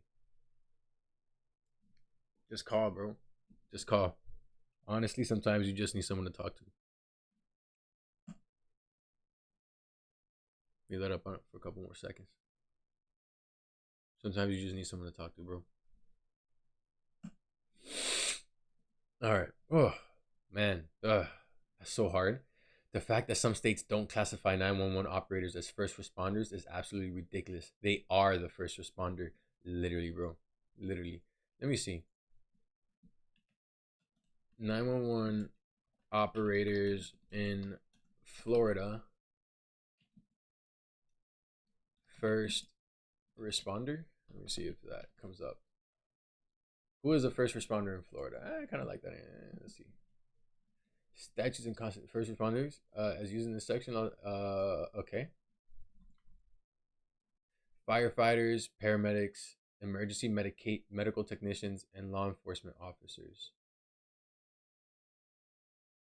All right. The term first responder is a firefighter as defined in this part, or law enforcement officer defined there, firefighter defined here, and an emergency medical technician or paramedic defined over here. Well, let's look at the definition of what they have. Acute and post-acute hospital care at home means, okay, no, that's advanced life support, means assessment of treatment, qualified techniques, administration of drugs, that's not them. Medical transport, nope, not them. Air ambulance, also air ambulance service, ambulance, yeah, ambulance driver, basic life support. EMS, no, that's not them. EMTs, nope. Basic life support, nope. Certification, okay, they're just defining the terms here at this point. But the fact that they don't have operator anywhere here is very telling. Medical director, paramedic, registered nurse, volunteer ambulance, that's covered as well. Physician, yeah. So there we can see that based on Florida statute, right? First responders are law enforcement officers, firefighters, emergency medical technicians, or paramedics, right? So pretty much anyone in the medical field, right? Those can be considered first responders, you know, nurses, doctors, even directors of medicine, apparently, firefighters, and cops. So here in the state of Florida, your guy is not considered a fucking, that homie right there would not be considered a first responder. Let me see. Let me try to go through this real quick, see if I see anything else that has to do with for the purposes, PTSD. No, this is something to do with who they've already. Okay. All right, here we go. For the purpose of this section in chapter 440, now we're studying some paragraph, blah, blah, blah. No. Wait, what is this defining here? This is 5A. 3. Okay. Yep. Okay, so this is part of that. Let me see. Public suffered by a first responder is a compensable occupational disease. Okay, no, this is just saying that, like, if they go through this shit, and like you see right here, PTSDs were the first thing that they talk about. And this guy literally mentioned that those 911 operators, like, some of them fucking quit those jobs and walk away, or might not even quit them jobs, but walk away with PTSD from all the fucking crazy shit they've had to listen to on the phone. And yet, you know what I'm saying, if a doctor goes through it, they're covered by this. You get what I'm saying? If EMT, you know what I'm saying, goes through this, they're covered. If a firefighter goes through this, they're pretty much covered. You know, it gets counted as a disease for them. But if it's a 911 operator who goes through it, it's just, you know, it's just part of the job, my guy. It's fucking sick. I can only imagine how hard it is to sleep being a 911 operator. The trauma must be unreal. I hope you're all doing well. Yeah. Bro, I pray for y'all, man. Like, for real. I retired after 20 years of being a 911 operator. PTSD is real. God bless all those who take this career. It's not for the faint of heart. Dude, what? 20 years?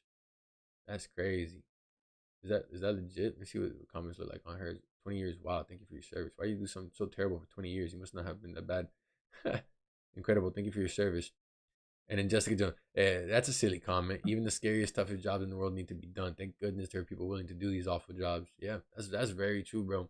That's very true. You know what's crazy? You remember this show with Mike Rowe called Dirty Jobs? this guy was the shit, bro. This guy was amazing. Amazing attitude, the way he would go on camera and like he would just like do all these crazy shit that like people really don't want to do, right? Like who the fuck goes in the sewer when it gets stuck, right? Like what did that job look like? You know, or you know, milking cows or fucking like working on a farm, all that bullshit, right? This is like this is, imagine if you did that, but instead of for jobs that are disgusting in the sense of like, ew, that's yucky. Imagine you doing that for jobs that are disgusting in the sense of like, that's horrible for you. That's mentally disgusting. You know what I'm saying? Like that's gonna ruin you. That's gonna rot you from the in out. Oh, what's this one? I used to be an EMT and I responded to a carbon monoxide call. I walked in the house and family of 4 was sitting upright in the couch dead. Whoa.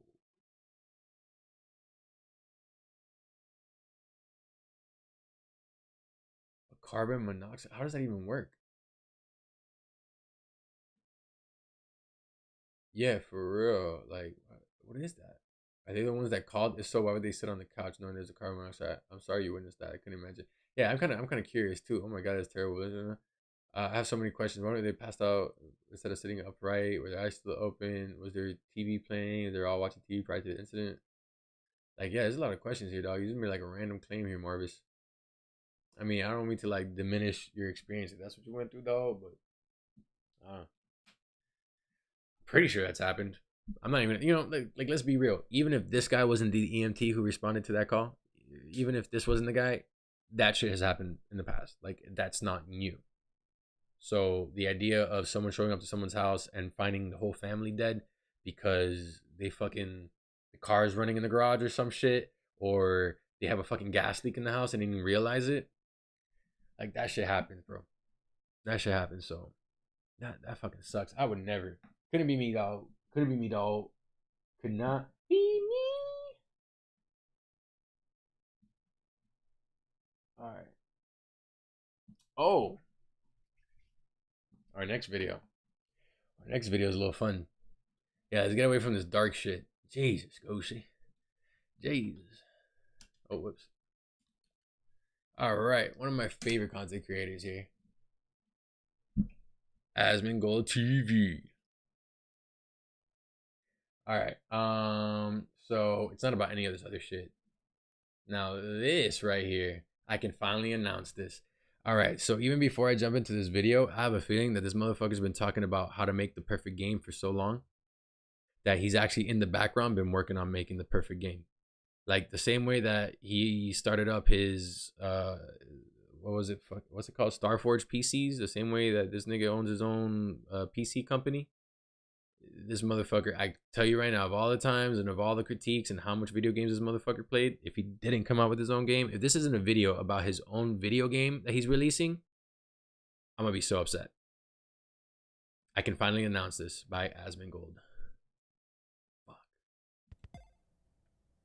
First impression that a game makes on the audience is far and away the most important. I think with game publishing today, what type of things do I dislike about it? I don't know. The fact that this time around, like for the Mythic announcement, they had me like do makeup and everything, and this time I was like, I don't want, because I went back and I looked at how I looked in that video. Oh, look that. I was like, man, I can't let this happen to myself again. It's actually not the same shirt. I changed it to another cleaner white t-shirt. I don't believe that. That's cap. Yeah. I gotta move my camera. I just realized that. Where are we?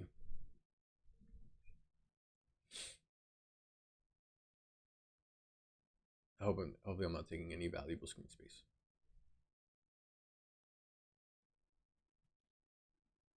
Let's see. Like maybe every other game has to come out with an apology DLC, yeah, maybe 10 days afterwards of the release. We've seen plenty of times, especially recently, where 10 games days have come out because late. they need to come out by a certain time and they are not ready. One of the things I'm not super fond of with publishing today is... Wait, we have shirts? That's crazy. Damn, bro. Yeah, we've got shirts. Wow. Okay, yeah, we're gonna have to get a shirt. No, yeah, for sure. That's definitely the thing, right? I mean, but you only wear the white shirts, but it's okay. You know what I'm saying? A new shirt wouldn't hurt you. I think that I think this is great. I can't wait to see what this thing actually looks like. My hope is that it's some kind of fucking, you know, MMO. Maybe not too crazy, you know what I'm saying? Maybe not like I don't fuck, you know what? I don't even know. I just love the fact that all those PCs back there are Starfords. You see? That's what I'm talking about, bro. That's horizontal expansion, you know what I'm saying? Horizontal integration. Like you're not just dealing with or I'm sorry, that's wrong. That's vertical integration. You feel me? Like this man's not only building the PC that you're fucking building it on, that you're gonna play on, but he's also building the game for you to play. This motherfucker knows what he's doing, dog. A lot of creativity is sometimes taken out of the control of the devs and placed into the hands of the publisher. It's pretty predatory how things work between publishers and developers today. A lot of the times, deals are not very equitable. Now, before we continue, he tells us about how it's unfair, because obviously it is, right? Games come out unfinished because they say like, hey, we can just give you a taste of this now, you can have fun, and then we can make you, you know, pay more for the game for giving you the rest of it that should have been in there in the first place. I think that coming from someone who's been doing this for a while, who's been playing games, who's been fucking critiquing the shit out of them for the longest time, and not just critiquing the games, but also let's be real, judging the people who make them, judging the mistakes they make, because honestly, let's be real, these people are fucking up on a daily, you know what I'm saying? They're not doing things in a form and fashion that is conducive to a system where people can actually game and feel good about spending their time doing this thing instead of doing something else. It's this primary reason why I cut back so much on how much I game, because I realized like, bro, like these accomplishments don't follow me in the real world, and I'm trying to escape here, yet I'm here busting my ass to what, feel good?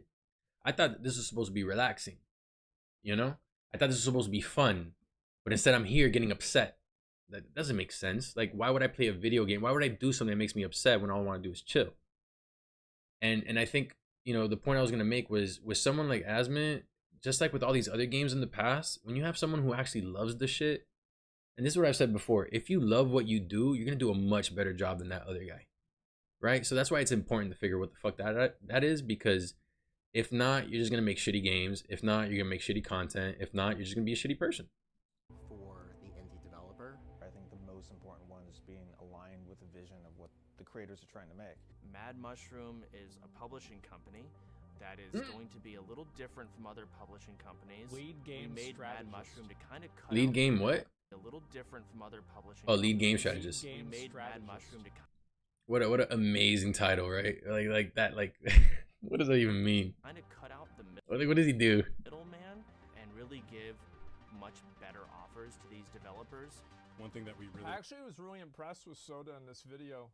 Mad I thought he Mushroom. did a great job. That's amazing. want to do with Mad Mushroom is make sure that the creative vision and the overall final destination of the game is what the developers have. I remember I had to wake up early to go here. Unlike a lot of other publishers, we that. have access to marketing tools because we are streamers. We can push games organically. We can show the game in a way that's, you know, just people having That's genius. fun. A lot of marketing feels like a bit detached. Was that a and sneak not peek? catch people's attention.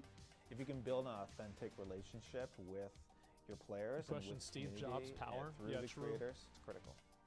But beyond that, we're also looking to provide a number of That other is true. full suite publishing services, including quality assurance and feedback during development, localization services, live ops, platform relationships, financing, and more. Yeah. Especially that part where you advise, cause I mean, you know, this motherfucker's already done that shit plenty of times. Let's see what else was on that thing. Let me pull this up real quick. What's on this? Platform relationships, financing. Quality assurance. Damn it, I missed it. Too slow. Come on. Localization services. Okay. Live operations. Yeah. Platform relationships. So like most of this is just pretty much like, how do you make sure your game doesn't suck? So like they're offering, so like not only, I'm imagining they're developing their own shit and they're coming up with their own fucking titles, but they're also pretty much saying like, yo, like our shit's gonna be so hot that we could just pretty much tell you how to do your shit too. And more. I love the confidence. Anything any of the major publishers can do, Mad Mushroom can bring to the table and work kinda with low. development teams to craft the right move forward. I can't believe that they made shirts. I didn't even know that we had shirts. I don't believe that. Like, I have no I don't believe that. That's crazy. And partnership that makes You really didn't know they had shirts. You know, I bet I know why they didn't give me a shirt. Number one, they assumed that I would never wear it. But you won't. You won't. When has Asmund worn anything besides that white shirt? And you know it's probably you might have two of them, maybe. There's like an A shirt and a B shirt. If A is dirty, wear B. If B gets dirty, flip A inside out. And number two, they thought that I would wear it before we announced it. Oh, he wouldn't do that. Asmund Gold's a businessman. Like, above all things, like, if you're sitting here looking at him like he's an idiot who would spoil his own surprise, he's not. He's not. This guy's obviously much more strategic in his actions than most people might think. I mean, you could tell by the way you could tell by the way he speaks. You can tell not just by the way he speaks, but by the way like this man, delivers his content and kind of like what he's about and what he's building. Like, if you study him, you will see what I see, which is not an idiot. It's not someone who's stupid, right? This is obviously someone who knows what they're doing. And if they don't know what they're doing, they're giving it the hell of a try, I'll tell you that much. All of us at OTK are gamers at heart. That's why we got into streaming. That's why we got into content creation. What is it? In some cases, it's Let's just film B-roll of us playing random games. Risk of Rain 2 is a massive gem, probably my favorite game. Slay the Spire, Hades, Gunfire Reborn, Terraria. Gunfire's a hell of a I game. really like Nintendo games. That's probably my favorite. So I like speedrunning as well. Whether it's a small one developer game like Vampire Survivors, or Mhm. it's something that's massively like a multi-billion-dollar game like World of Warcraft, I like all different types of games on the spectrum. You know, playing vanilla World of Warcraft, classic World of Warcraft, from That's where years it's at. ago to Chrono Trigger, Metal Gear Solid, Legend of Zelda, pretty much all of them. So I grew up playing a lot of Warcraft 3, a lot of World of Warcraft. Yeah, man. I've always Man. played a lot of League of Legends. I also like RPG Maker games like Amori and Undertale. I think that they're really cool. So like you'll see a pattern here, right? Like everyone grew up on like Zelda, WoW, COD has been out there for the longest time. You get what I'm saying? Like, what other one is there? WoW, COD, Diablo's been out there for a hot minute. Leagues is a big one. That's been already out for like more than 10 years. Kind of fucking ridiculous when you think about it. Holy shit. Fucking, what other ones are big? Like what? Yeah, Zelda's, do mention Zelda. And then you also have like the Mario series, right? Like those are pretty much staples of the gaming environment. Those are like the foundations. This is how pretty much everyone looks at it. And like from the get-go, they were like, okay, these were the original games. And think about all the games today are kind of just built off of these. Oh yeah, remember whenever I told her I was gonna play Undertale? That was like 2 months ago. I play these indie That's games all crazy. the time, all day, and Yeah, I remember feel like that? relatability, understanding the space, Man. making sure we're still in touch, understanding the foundation and what can really help an indie game, and what makes an indie game stand out and be better than the others. I think is very important, and we have a very strong understanding of that. Yeah, that was a big Not to hit. mention also getting a streamer's community Mogus. involved. I think it's really great to be part of a company that helps indie developers really showcase their games. So that's what they're doing? The announced Project Honor. So that- helps indie developers. Oh, I thought I went back for a second. I was like, what? Fuck. Oh, look at this guy, bro. I didn't even catch that. Yeah, of course, bro. He's nodding his head. We announced Project They did that Honor shit on at purpose. OTK's first Summer Game Expo. Oh, it We was got last tens year. of thousands of new Twitter followers. We had hundreds of new applicants to the studio. We play to work tested this, here. I think most indie game developers are very tight with community. That's part of what separates them and makes them so great is they do listen, they do take feedback. They don't have 8 different emails they have to go through to make a change. They will make the change. So it's that direct conduit to the community that makes the relationship between indie devs and content creators so synergistic. Development process for games and publishing them, I mean, this is a multi-year process, so being able to be there the entire way through and understanding kind of That how close up. an audience is going to adapt and react to a game whenever it comes out and see how people will enjoy it and be able to predict that, I think that's a unique insight that we can provide as content creators. No, 100%. Like, if you take into consideration the fact that these guys have such a huge platform, like each of them individually has their own platform, and they've grouped together and they came together to form like an even larger platform from that. I think it's smart because think about it. You have all these other Okay, so they're all playing games all day, right? And most of the games these people play tend to be like dumped on them by their viewers. People just, hey, you gotta play this, you gotta play this, oh, can you play this? Just harassing the shit out of them until they, you know, one day just enough people have harassed and they say, fuck it, that's what my viewers want to see. Let me go ahead and give them what they want. I think that because they've had so much experience having to play all these different games, you know, whether by choice or by, you know, pressure from the community, from their own communities, I think they've been able to develop a very distinct perspective, because these are the people who are literally getting paid to play games all day. You get what I'm saying? I think that's, I don't even think it's a bad thing. I'm not even saying it like it's a bad thing. I'm saying it more like these are probably the people you want telling other people whether or not something sucks, because these are the people who have millions of individuals watching their videos and commenting how they feel about a game or what they think about this mechanic and that mechanic. And they also have thousands, tens of thousands of people who show up live to watch them play these games and watch them do these things. So if there's anyone you would want to trust, it would be someone who is so exposed that they're not only exposing themselves to the content, they're exposing others to it as well. Like, these are the individuals who are hyper focused on being able to sell a product, because, or not even able to sell a product, but like actually critique a product, because that's literally what they do for shiggles. Like, that's their fun. Like, they just, you know what I'm saying, that's just part of what they do. I've been doing it for 15 years. There you go. Lists of games, and I go through and I find what's good and what's not good. And there are some games I go through and I... Is he wearing a waifu cup sweater? Probably. You guys are weird.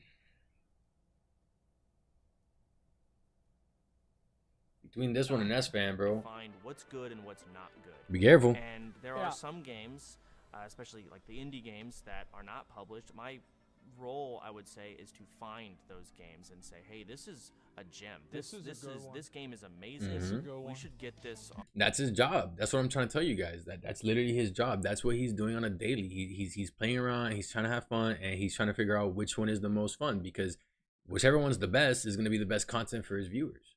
And he's going to have to, at the end of the day, decide whether or not this is good, this is bad, and to some degree explain why he feels that way.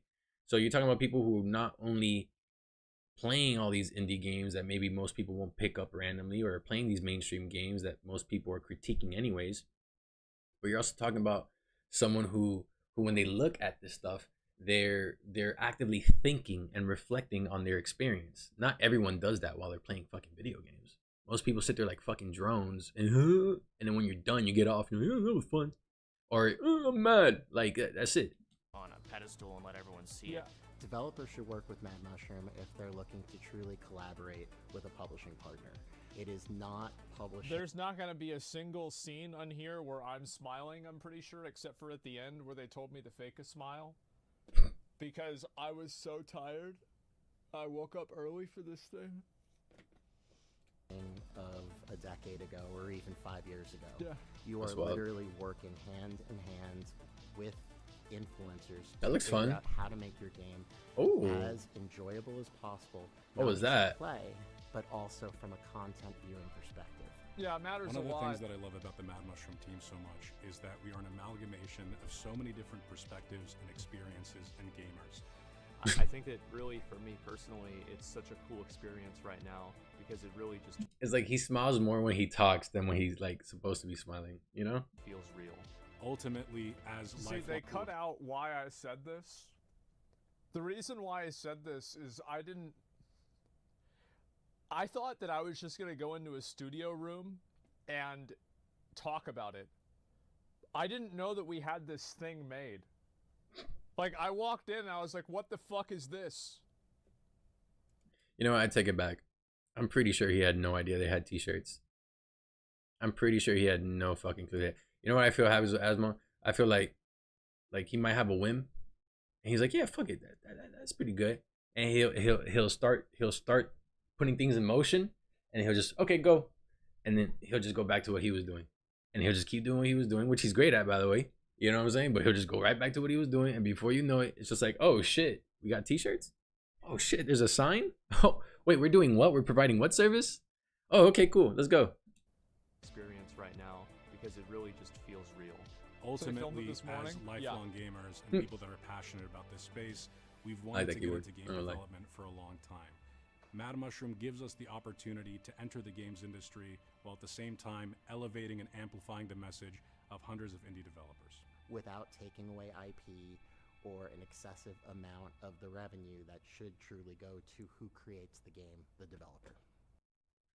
Now that's curious. That makes me wonder. Like, what number do they think is the right number? You know, like what? I mean, I doubt they're gonna about to say kind of like what their percentages are on this, but it does make you wonder. Like, you know, like, okay, you guys have picked a number that you think is fair.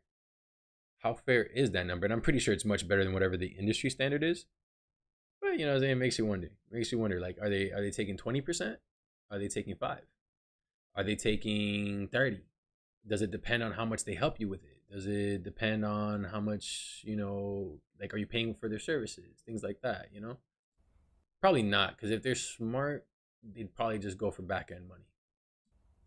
Especially because they'd be spending their time making sure everything works. And they're also providing services like financing for some of these projects. They said that earlier. So what so this could get pretty nice. Mad Mushroom could essentially end up being like a central hub for indie developers. It could be a place where if you have an indie project and you think it's got what it takes, you could send it their way and they can help you make it better, and then you could push it out. So that's kind of what I'm getting from all this. If you're a developer and you're interested in us publishing your game, you can go to madmushroom.gg. That is our website. If you want to take a look on there, we have all of the rest of our information. If you're a game developer and you'd like I look very clean in this video, and I don't know if they did this in like post-production or not. Well, they mess with the colors. They mess with the colors for sure. They probably added some effects to soften the skin up.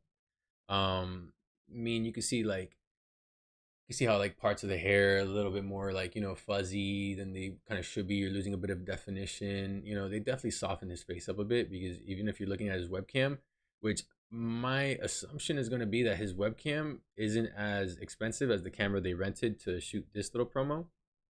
And you could see like you could see almost like the grains of the fucking pores on his face, right? But that camera looks pretty smooth. So yeah, they definitely, you know, edited this in post. And plus they wouldn't, you know, there you go. Gladiator says def post. Yeah. Yeah, bro, they edited the shit out of that. Look. Like, yeah, I don't know how this happened.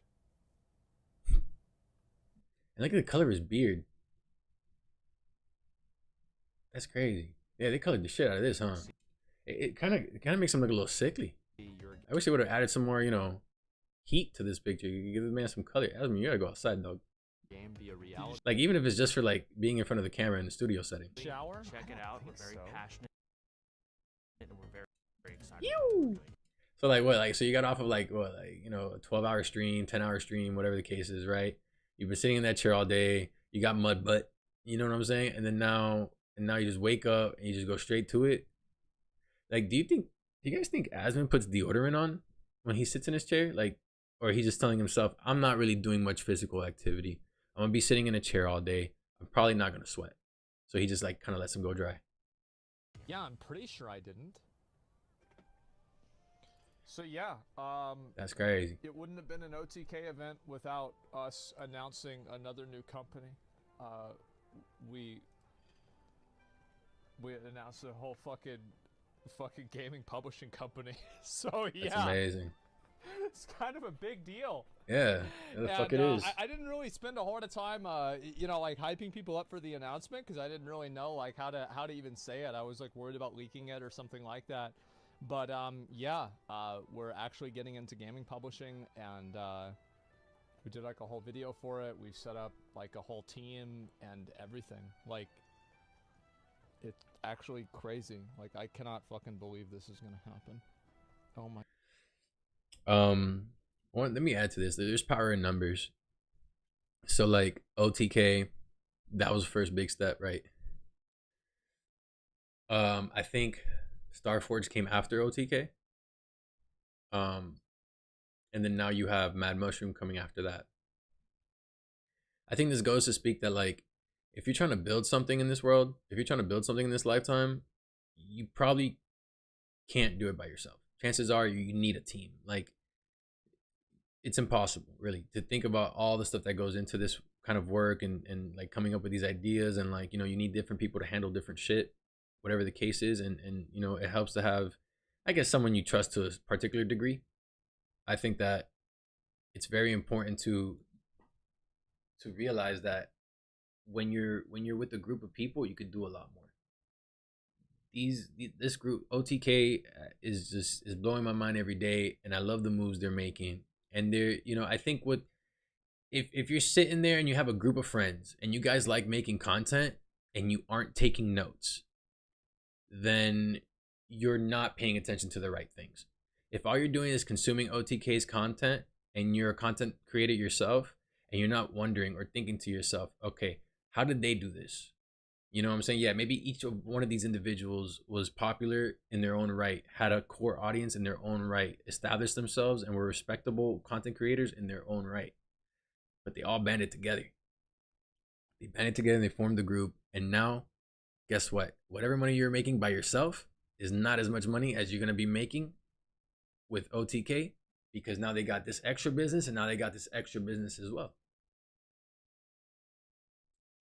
That's smart. That's smart, bro.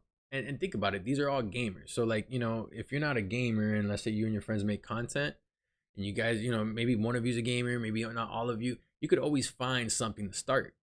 Like, I have a friend who does motorcycles, Legends Garage. Go check him out whenever you get the chance. He does nothing but motorcycles. Me, you know what I'm saying, I do IRL shit and React shit. You know, like, it's two different personalities, two different people, two different types of content, but there's definitely a way we could find somewhere in the middle to meet, because I love fashion, I love style, and you know, you gotta ride a bike, you gotta look good riding a bike. So you know what I'm saying, like, there's things we could always do together. There's always ventures that you could figure out with your friends and shit. And mind you, this is off the top of my head, right? I haven't actually sat down and figured something out yet, but that's the idea, is that, you know, you can look at these individuals and learn something from them. You can glean some bit of information. Oh my God. So you guys hire video game developers and make games?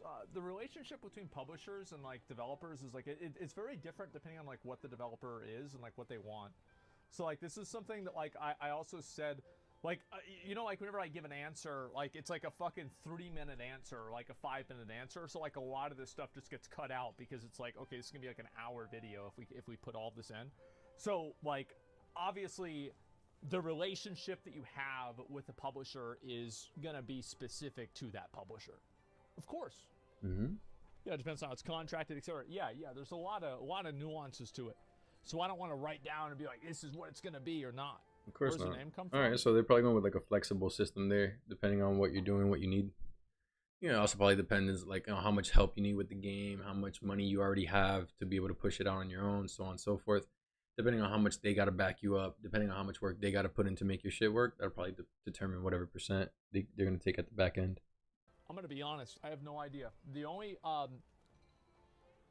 only feedback that I gave on any of the logo or name is that we had another version of this character, and I said, he doesn't look like he's a mad mushroom, he looks like he's on mushrooms, and we scrapped it and we used this one instead.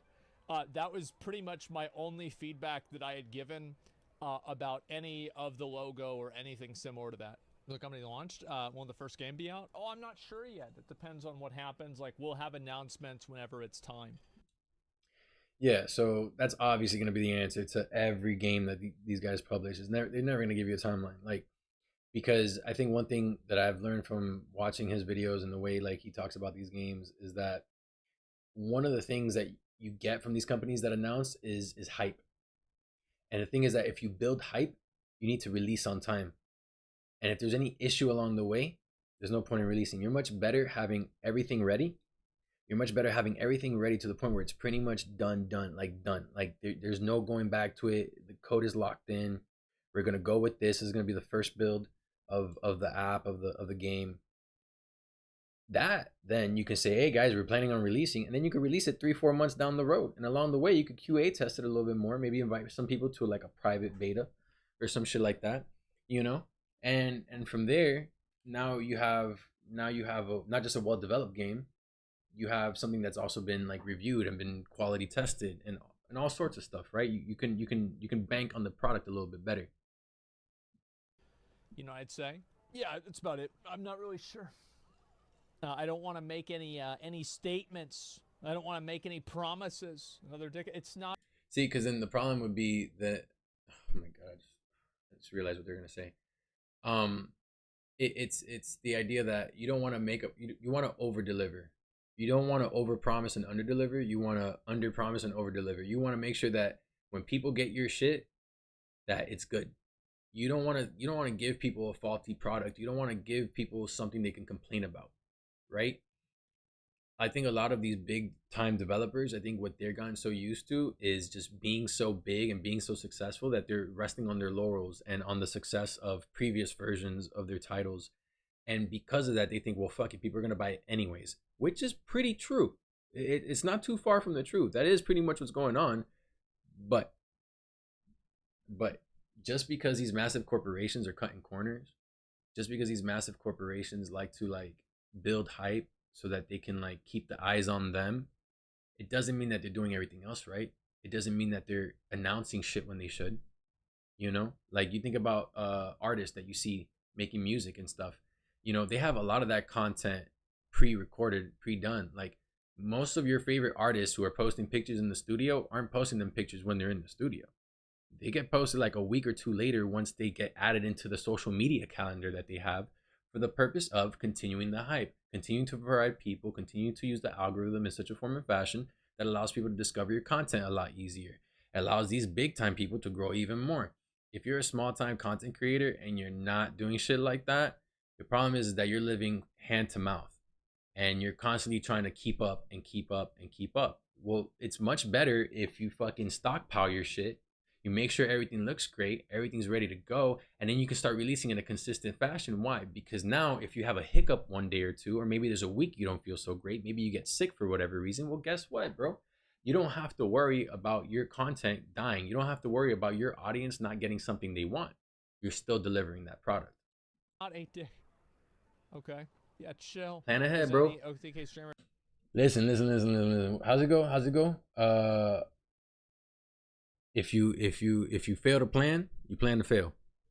Involved directly in publishing and finance. You guys just help in marketing.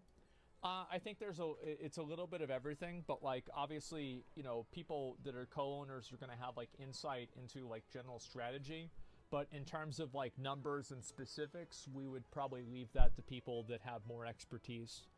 I think that really like one thing that the reason why OTK works is because we let people that are good at what they're doing do what they're good at. Mm-hmm. That's why it works. And not just let people do what they're good at. You're also letting people do what they're good at who enjoy what they're doing. Like you're talking about, like, did you see the face of the two developer dudes? Like the two guys who aren't the streamers, right? Who were talking the whole time? Bro, they didn't look upset. They looked more than happy to be on camera. They're probably like, yeah, fuck it, let's do this. We're ready to go. Like it's something about the way that you see them look. And don't get me wrong, this could all be staged, but if you look at the way homie's been doing shit in the past, when he's giving us tours of Starforge and shit like that, like, bro, they don't look miserable. They don't look like they have a bad job. They don't look like they're you know what I'm saying, like they're going home every day wondering what the fuck they're doing with their lives.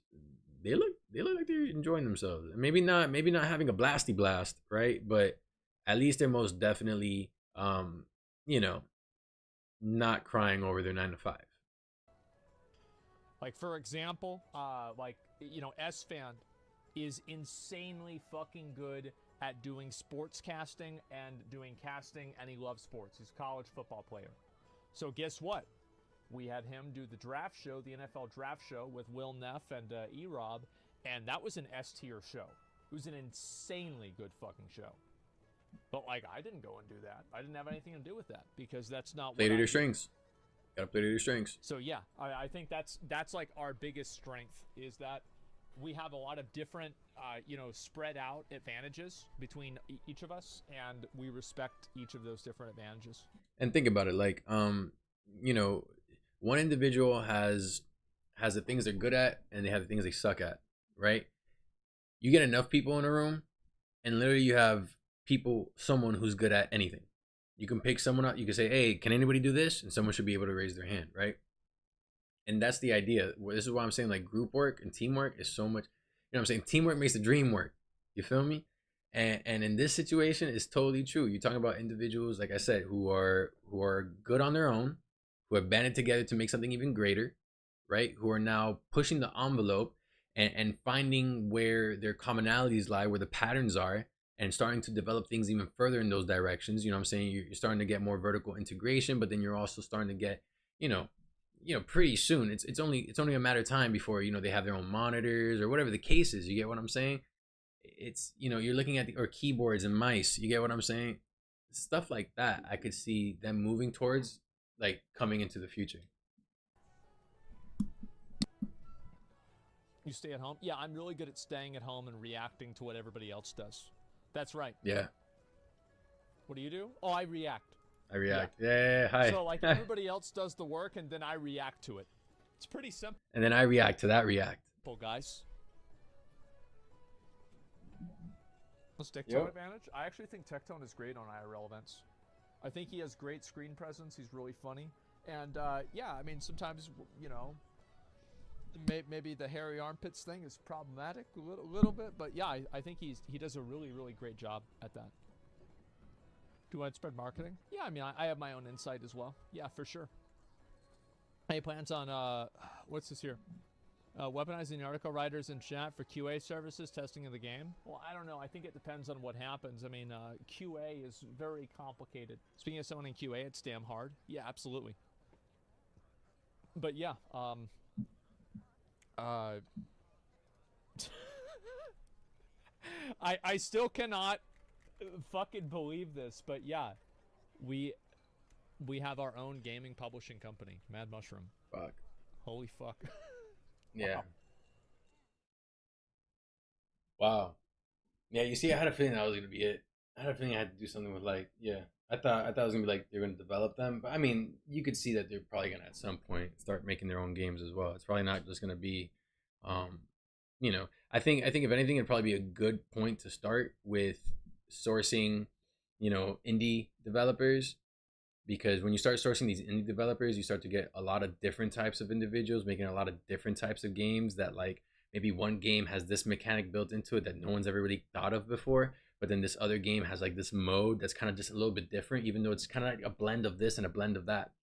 When you have enough of those people who come through, then eventually you're going to start to be able to like say, okay, well, maybe let's reach out to this guy, and that guy, and let's put them together and let's see if we can make something like this, right? Like it's almost like because you're providing the service to give these individuals a platform, and you're literally giving them the the help that they need. Let's just go ahead and generalize it like that. You're giving them the help they need to go ahead and create this thing.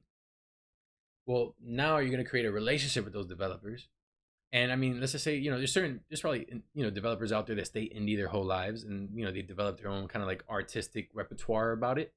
But I could definitely see a lot more of these individuals who want to create games and wouldn't mind being a part of a team. And then eventually, guess what? You've already linked this. All you got to do is bring them together and say, look, I got this guy who did this. I got this guy who did that. And I got this girl who did that. Why don't y'all three get together and try to do something and see what happens? You know what I'm saying? You could almost start doing like incubation here. You could almost start, and then now you're developing games in-house that don't belong to these indie developers. And you can pay them developer rates that aren't this negotiated deal that is probably going to cost you, it's going to earn, you a fair amount of money versus if they're building it in-house for you, which is probably going to earn you more money, because in that case, you could probably salary them instead of having them get a percent. These are just things I'm throwing out there. I don't know what their plans are, but I could see things happening like that. I could see this as a great way to kind of use as a pool to find content creators for. I respect how Asmund has criticized modern gaming and is putting his money where his mouth is. Best of luck, and hope you enable something amazing to be made. Yep, I think that's for sure. This is a great video, man. I can finally announce this, Asmund Gold. Check him out, bro. All right, I'm gonna be right back in just a minute. We got one more video to go.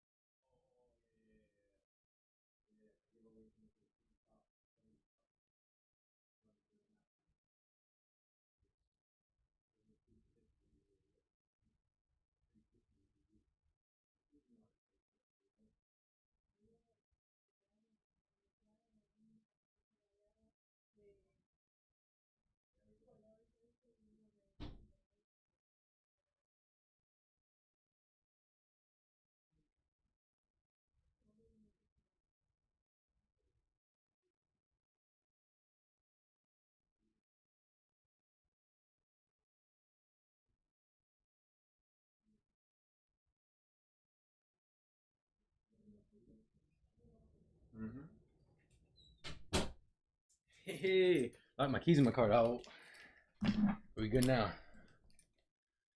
Let me see. All right. Yo, is it me or is it like kick chat just infinite, right? Does it just stay there forever? I feel like that's I feel like it's the same chat and it just never erases. All right, so we got about time for one more. Let me go ahead and get this one off my sheet. Remove. All right. Here we go. Here we go. Here we go.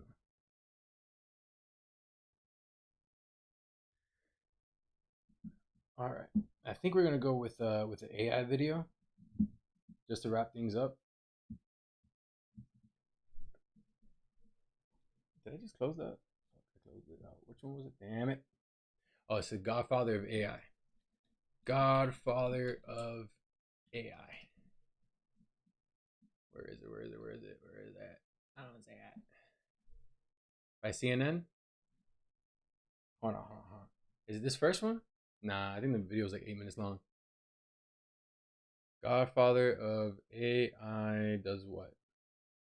On regulating artificial intelligence. This is going to take too long for me to find, so on regulating, here we go, MSNBC. All right, just so that you guys are aware, MSNBC does tend to be a left-leaning platform.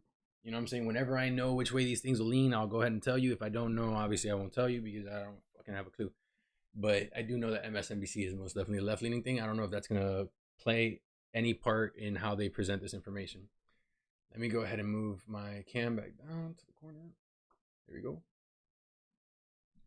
All right, so Godfather of AI on regulating artificial intelligence. Things are incredibly uncertain. It's the stuff you see in movies, a dystopia where robots have all passed humans and wipe us all out. Except what's happening right now isn't scary. fantasy. The so-called Godfather of AI is warning that an end to humanity is a real risk. I don't think so. And he's just quit his job at Google to warn us. Jeffrey Hinton, a renowned researcher who created the technology that became the foundation for AI, says we are in danger. The advances he thought would take 50 years or longer are now at our doorstep. Yeah, but like, here's the thing. Like, why does that necessarily mean that we're doomed? How is that like, why is that like the worst thing? Bringing us closer to what he calls a nightmare scenario. Joining me now is the Godfather of AI, Chief Scientific Advisor of the Vector Institute and former Vice President and Engineering Fellow at Google, Dr. Let's see what he has to say. Doctor, thanks for being with us. Listen, I don't think it's that big of a deal. I think that, yeah, for every single problem we create, there's somebody out there who's going to create the solution for it. I understand if the thought is that we can create so many problems so fast that there won't be enough people to create solutions fast enough. Maybe, but I feel like you have all types. So, you know, even if some people abuse this technology early, those things will get caught and therefore mitigated, and eventually you don't have to worry about those problems later on. Don't get me wrong, like, you don't want to ever leak, you know, nuclear codes by mistake. You know what I'm saying? You don't ever want to leak, you know, certain classified documents by mistake, because that shit might, you know, might cause World War III or whatever the fucking case is, right? But it's still with the idea in mind that bro, like, let people play with it so they can show you how it's broken, and then you go fix it after. And at the end of the day, you're not gonna have as much input with, you know, a group of nerds in a room trying to figure out how to fuck this thing up versus the entire population with access to the internet. With us. Your interview in the New York Times was scary. I just want to ask you, why now? Why not? What happened in the last year that made this so urgent for you? ChatGPT. So for a long time, I was working on making computer models that got more and more intelligent in an attempt to understand what went on in the brain. And very recently, I realized that the computer models we're now making may actually be a better form of intelligence than what's going on biologically. That's a big claim. That's a big claim because, you know, or what, did you get to the point where they're operating and asking themselves questions? Are these things capable of self-reflection? And if they're capable of self-reflection, are then they after capable of self-correction? So the idea that they might overtake us quite soon suddenly became much more plausible. For a long time, I'd said that would be 30 to 50 years, but now I think it may only be a few years. What are you scared of happening if they do get smarter than us in a few years? Okay, like smarter than us. I mean, like I said, it would have to be a lot of things, right? It would have to be them being able to consume information using some kind of sensors or multiple sensors, and then them being able to take that information and then make a new decision off of that. Like to think for yourself is a lot. Like, yeah, I mean, how about this? Most people don't fucking think for themselves, and they're already fucking human. So imagine you trying to make an inanimate object think for itself, right? Like that's a challenge within itself. But that being said, like there's so many, like I feel like there's prereqs when it comes to whether or not these things are, you know, alive in any kind of sense or form. So the reason I'm talking, and also it's just like, why are you putting in like this doomsaying whole environment of over AI about like how it's going to ruin all of us? You know, to a certain extent, like that's what people said about everything else. You know what I'm saying? And we're still here today. So like, let's chill before we start to say that it's the end of the world. And I get it. It makes a good headline. And especially someone coming from Google who was working on this, who now has other companies who are working on this and making further advancements. I think, I mean, I don't know where Google's at with this shit, but I mean, obviously they're trying to replicate the brain. I mean, you know, where do you draw the line as far as advancement versus safety? Like, I don't think you have to draw a line. I think you can have both. Now is because we need to think really hard now about how we're going to control something that's more intelligent than us. Yeah, but the thing is that I mean, is it rewriting its own code? Okay, that's my question. Is this thing not only learning from the environment around it, but then also taking in that information and then rewriting itself? Is it doing what humans do when we reflect and make a decision to change who we are for the better? Is this doing that? Nobody's put enough thought into that. We don't know if there's a simple way to do it. It's not like climate change where you can say, if you stopped burning carbon, you'd solve the problem. There isn't a simple solution like that here. But not enough people are thinking about it, and not enough resources are going into thinking about it.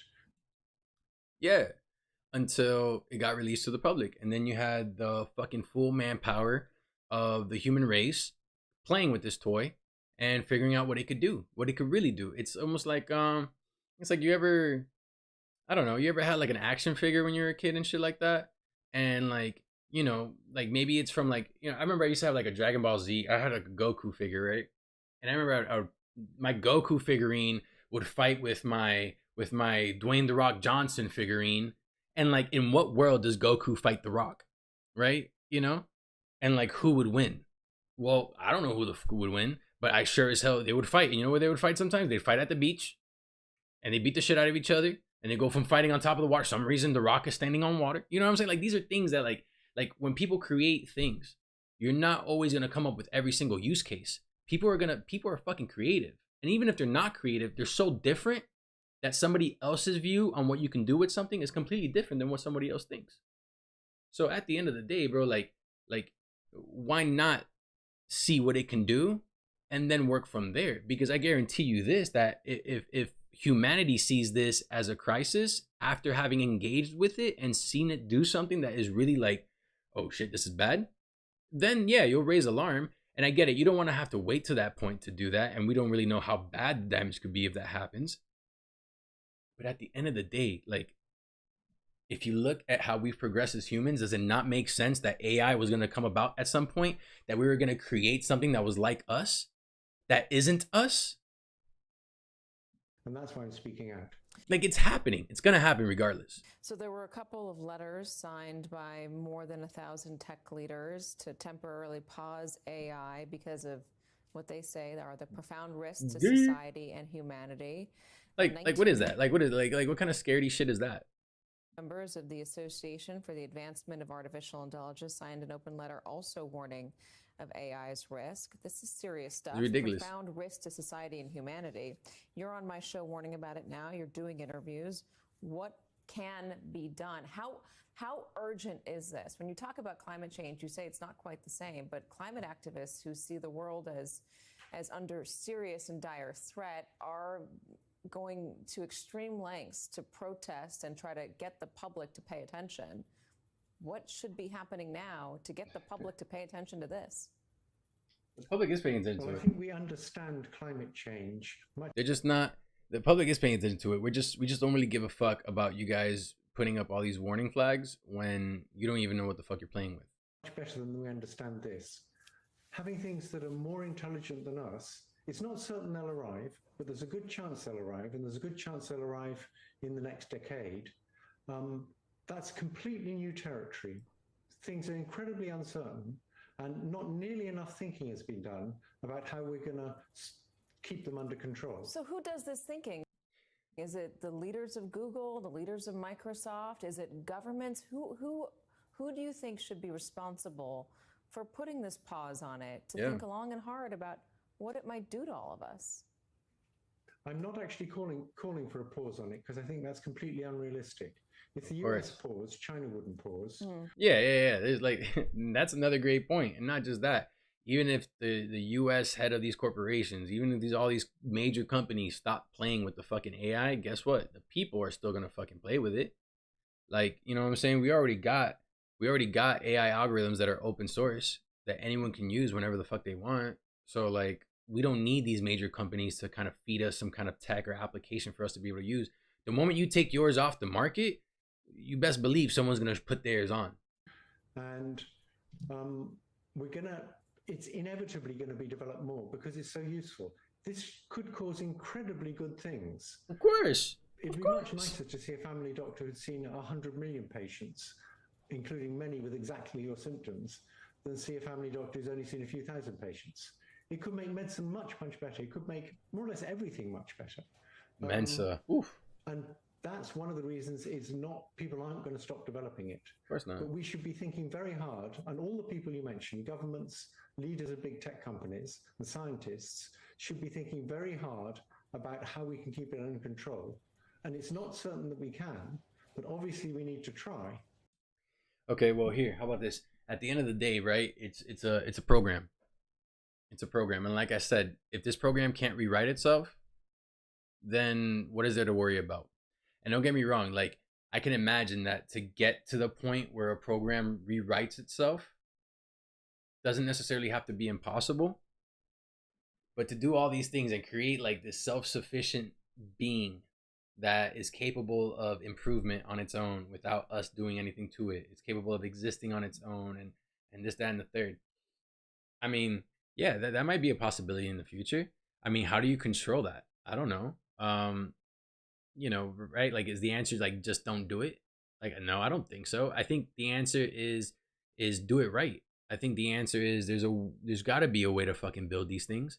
There's got to be a way to fucking do these things in the sense that like, yeah, maybe you might have one bad robot every now and then, but the majority of them don't fucking go crazy. You get what I'm saying? It's not like an iRobot situation where like someone hacks the server and all of a sudden, or some crazy, I don't remember what the fuck happened with that thing. I think it got too smart, right? Whatever. Point is, all of a sudden it starts like obeying the rules the wrong way, you know? It starts holding humans hostage instead of protecting them. You know, how does that happen? I mean, like, look, we're getting into, you know, the world of crypto, the world of blockchain technology is booming as we speak, right? And it's growing and growing. And what does blockchain teach us? What do decentralized applications teach us? Is that if you code that shit wrong, you're gonna get fucked, right? If you don't code that shit properly, if you don't go through the efforts to ensure that contract, when people interact with it, is gonna do what it's supposed to do, either people are gonna lose money or things, or you're gonna lose money and things. So, you know what I'm saying? I think this is the age of like, you know, we need the best programmers available. We need people who actually give a fuck about coding shit and find it interesting to write rules for something that can exist without them and can continue to function without them on their own. I think when you have those type of people, you can kind of get like a pool of individuals with enough creative thought to come up with a solution for this type of problem.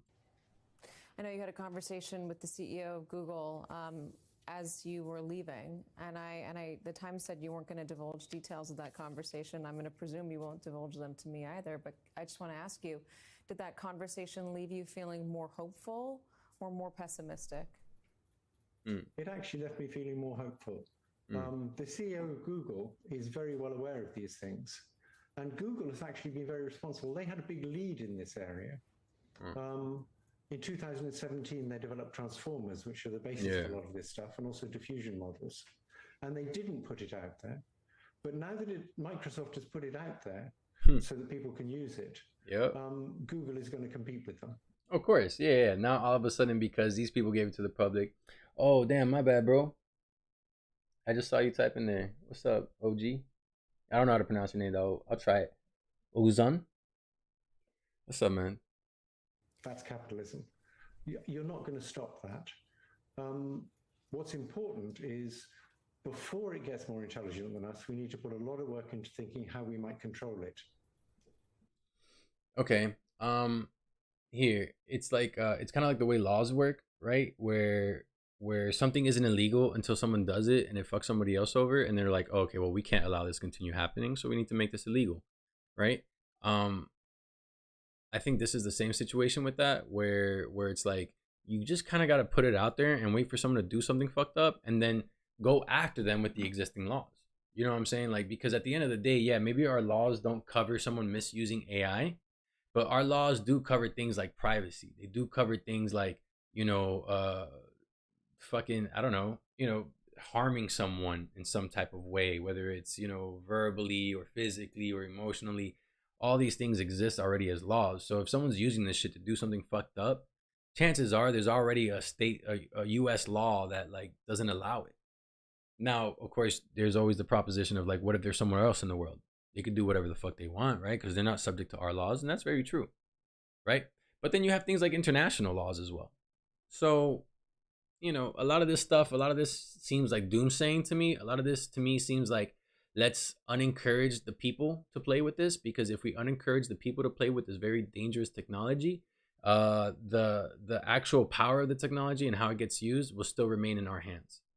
I think this is a lot of doomsaying. I don't think we're getting to that point where we're gonna become slaves to the robot overlords or anything like that. In fact, I don't think that's ever gonna happen. I think way before that happens, you have, you know, like think about these machines and think about how fast they can move and etc. And think about like, you know, how you arm them and what you put into them. Like way before you make a killer robot that works on its own and thinks on its own and does everything on its own, you would have made like a fucking made bot. You would have made a bot that like does simple shit, and then eventually you would have fucking tried it out, and then one of them would have gone haywire. And before you make the fucking crazy mobile Gundam fucking self-running suit, you're gonna go ahead and make sure that whatever issue or whatever error was in that code, you patch it up. I don't think you can. Were you gonna just sit there and fantasize about all the horrible shit that's gonna happen? No, you need to try it out, and when something bad happens, then you need to fucking remedy it. It's inevitably, if it's out there, you miss every shot you don't take. Fall into the hands of people who maybe don't have the same values, the same motivations, the same goals. How do you stop it? Is it possible to stop it? Nope. Or to control it if it falls into the wrong hands? I don't think it's possible to stop people like Putin using it for bad things. But what I'm talking about is the existential threat of this kind of digital intelligence taking over from biological intelligence. And for that threat... Yeah, he's not worried about like people using this for something bad. He's actually worried about the thing itself developing to a point where it starts doing bad. All of us are in the same boat. The Chinese, the Americans, the Russians are all in the same boat. We do not want digital intelligence to take over from biological intelligence. And that's much more like it was with nuclear weapons. that everybody realized that if there's a global nuclear war, we all lose. And that was sufficient to get people to cooperate. It's going to be harder here because it's harder to do verification here. But maybe that's a ray of hope. You talk about three different phases of worry you have, and in the short term, you talk about disinformation and misinformation. And that's a big deal too, because with misinformation, I'm sorry, no, disinformation. The thing is that you could generate bullshit. You could generate bullshit off of this, and you can start convincing people of bullshit. And the thing is that these models are trained so much off of us that it just seems like it's so real. And we are already seeing the development with artificial intelligence of images of humans, of people that look like humans. Like the pictures of like they have like AI develop these or someone used AI and prompted it, or a couple people to print out or rather generate pictures of Trump getting arrested, like very violently, like cops dragging him, pulling him type shit. And the crazy part about it, bro, is that it looks very realistic. It looks very real. I mean, if you zoom in close enough, you'll see certain things, like the hands might be a little weird, so on and so forth. But it's only a matter of time before they fix that, before they make that a little bit better. And then you can just generate any image you want. And there are some subtle ways you can see that they're not. They have too many fingers or too many teeth, or just random or just created imagery that didn't exist. You know, images of pink taxi cabs, as Scott Pelley did on 60 Minutes. How do you, as a regular consumer out there of the internet, of information, how do you tell what's real and what's fake? How will you be able to tell what's real and what's fake? At some point, you're going to have to trust your sources. At some point, you're going to need sources. And that's it. At the end of the day, if you can't tell whether or not a piece of information out there is false or fiction, then either you got to do enough research or you got to go to someone who you have faith in does enough research. Because if not, you're not going to be able to discern fucking fact from fiction. And I mean, is that dangerous? I mean, yeah, a little bit. But I mean, that goes back to that fucking what's it called? Let me see. It's a certain test that they do. AI test. The Turing test. There you go. You know what I'm saying? You do the Turing test, and like all of a sudden you recognize, oh shit, people can't tell this is a human or not because it just seems like they're talking. Have you seen people use fucking AI to improve their bots on RuneScape? So that like when people go and talk to the bot, it actually talks back and like it interacts with them as if they're like a regular person. Like people are already using this in such a way that no one can tell whether or not it's an actual person there or if it's a robot. You know, and I don't necessarily believe that that's the test to show whether or not this thing is just as whatever as the next person. Like Turing test says, let me see, test of machine's ability to exhibit intelligent behavior equivalent to that of a human's. I don't think that them being able to talk back to you in sentences and words that make sense, that are within context, I don't think that's a sign that they're so fucking intelligent. I don't think that's a big deal. I think that's like a party trick, for me at least. What this guy's talking about, having a fully functional bot that's capable of rewriting its own program, that's a whole different story. That's a whole different story. So I think one thing governments could do with regulation is insist that you're not allowed to put out voices or images of other people or text without making it perfectly clear that it was generated by a computer rather than being real. I think that's a good fix. I think that's a good fix, because then what? Because then like you could just talk about, oh, this is unreleased so-and-so music, and for all you know, it's not unreleased so-and-so music. Or you can say, oh, look, this person, you could not like somebody, and then you could do a whole campaign showing images of them doing bad things, or them having, been arrested for something and this and that, and you could generate all this bullshit on them, and then you could throw it their way and slander them. Essentially, it's like, is it slander? What's that word? There's another word for it. It's not slander. I think it is slander. But the point is that like you could talk shit about someone and you could damage their reputation, damage their financial interest, and all because you don't like them. So then you use the technology to do it. Bro, all those other things are already illegal as is. Like you're not allowed to, make public statements about an individual that are untrue, right? That may cause harm towards their reputation, towards their livelihood. So like I said, there's already laws that exist to handle most of this shit. Now it's just a matter of making sure these get incorporated into these situations. So government regulations, do you think the governments have the ability to pass legislation like that? Do they understand it enough to They don't. They're too get old. their heads around it? They can't.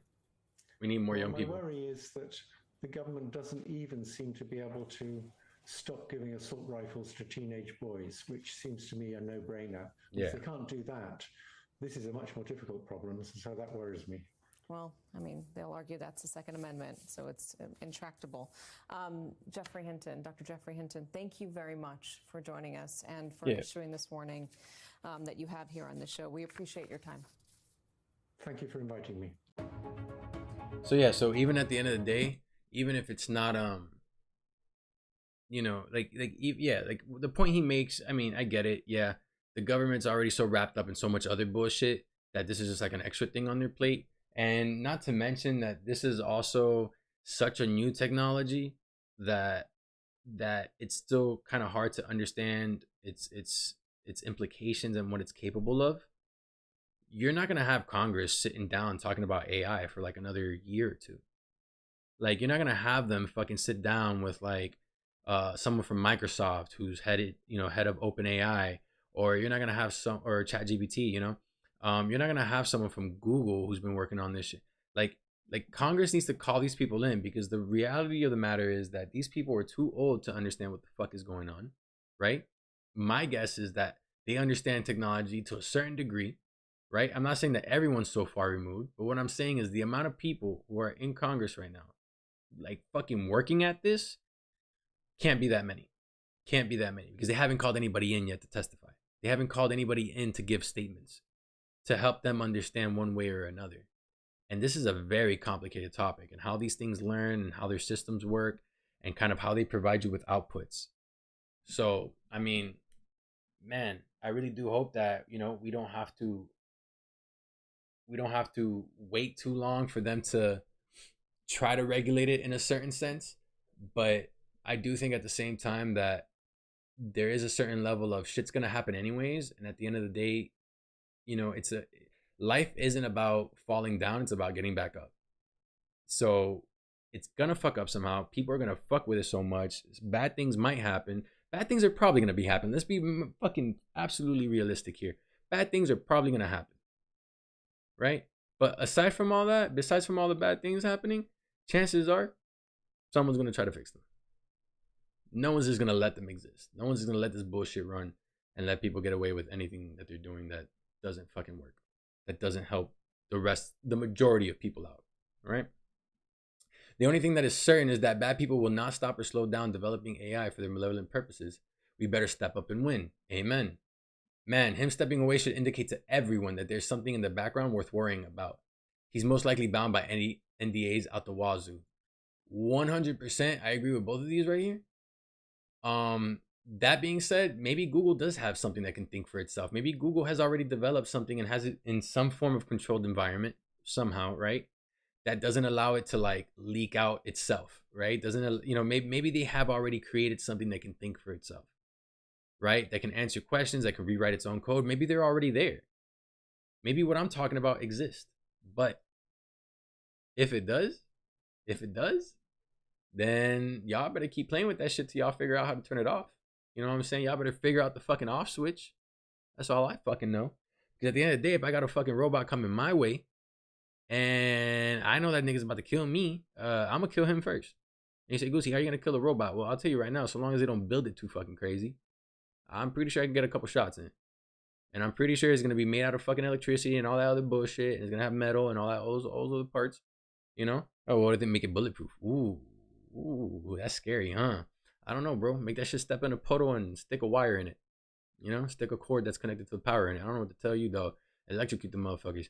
You know, at the end of the day, bro, like, they're gonna come up with ways to defend ourselves against these things in case of an emergency. Like, you know, every product that gets built always comes with like, oh, warning, like, don't do this and don't do that. Like, this would be the same thing, you know? And then like abuses of those things would obviously end up in some kind of fix having to be made. I guess the biggest fear is that, you know, the mistake happens and there's no fix for it. Or not even that there's no fix for it, that we can't fix it in time before it does something so crazy that it just tears the world apart. I don't know about that, though. Just wait till AI gets a hold of a quantum relevant computer. Yo, quantum computing, we need to cover that next time. because I want to see how far they've gone since the last time I checked in on that shit. I think ChatGPT is amazing, can be super useful, but I also think governments must pull the brake on it now until we figure out how we can make sure we control it, rather than ending up controlling us. I don't know about all that. Because if you let tech companies regulate themselves, you end up with devastating implications for society. Social networks almost led to a coup in the US. That's very true. That's very true. Like the use of a social media network, yeah. What do you think smarter than human AI will end up doing if we don't strongly regulate the whole thing? I think it will give you probably the most natural response. I think it would give you the most basic output. And I think based off of that basic output, we should really be looking at ourselves and how the fuck we do things, because we're trained.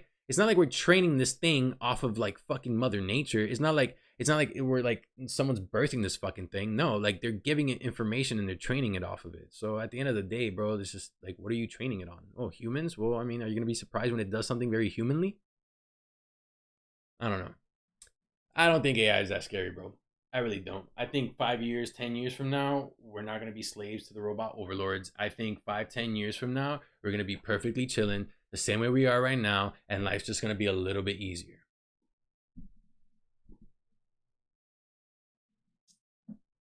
All right. So that about wraps it up for today, guys. I will be back tomorrow.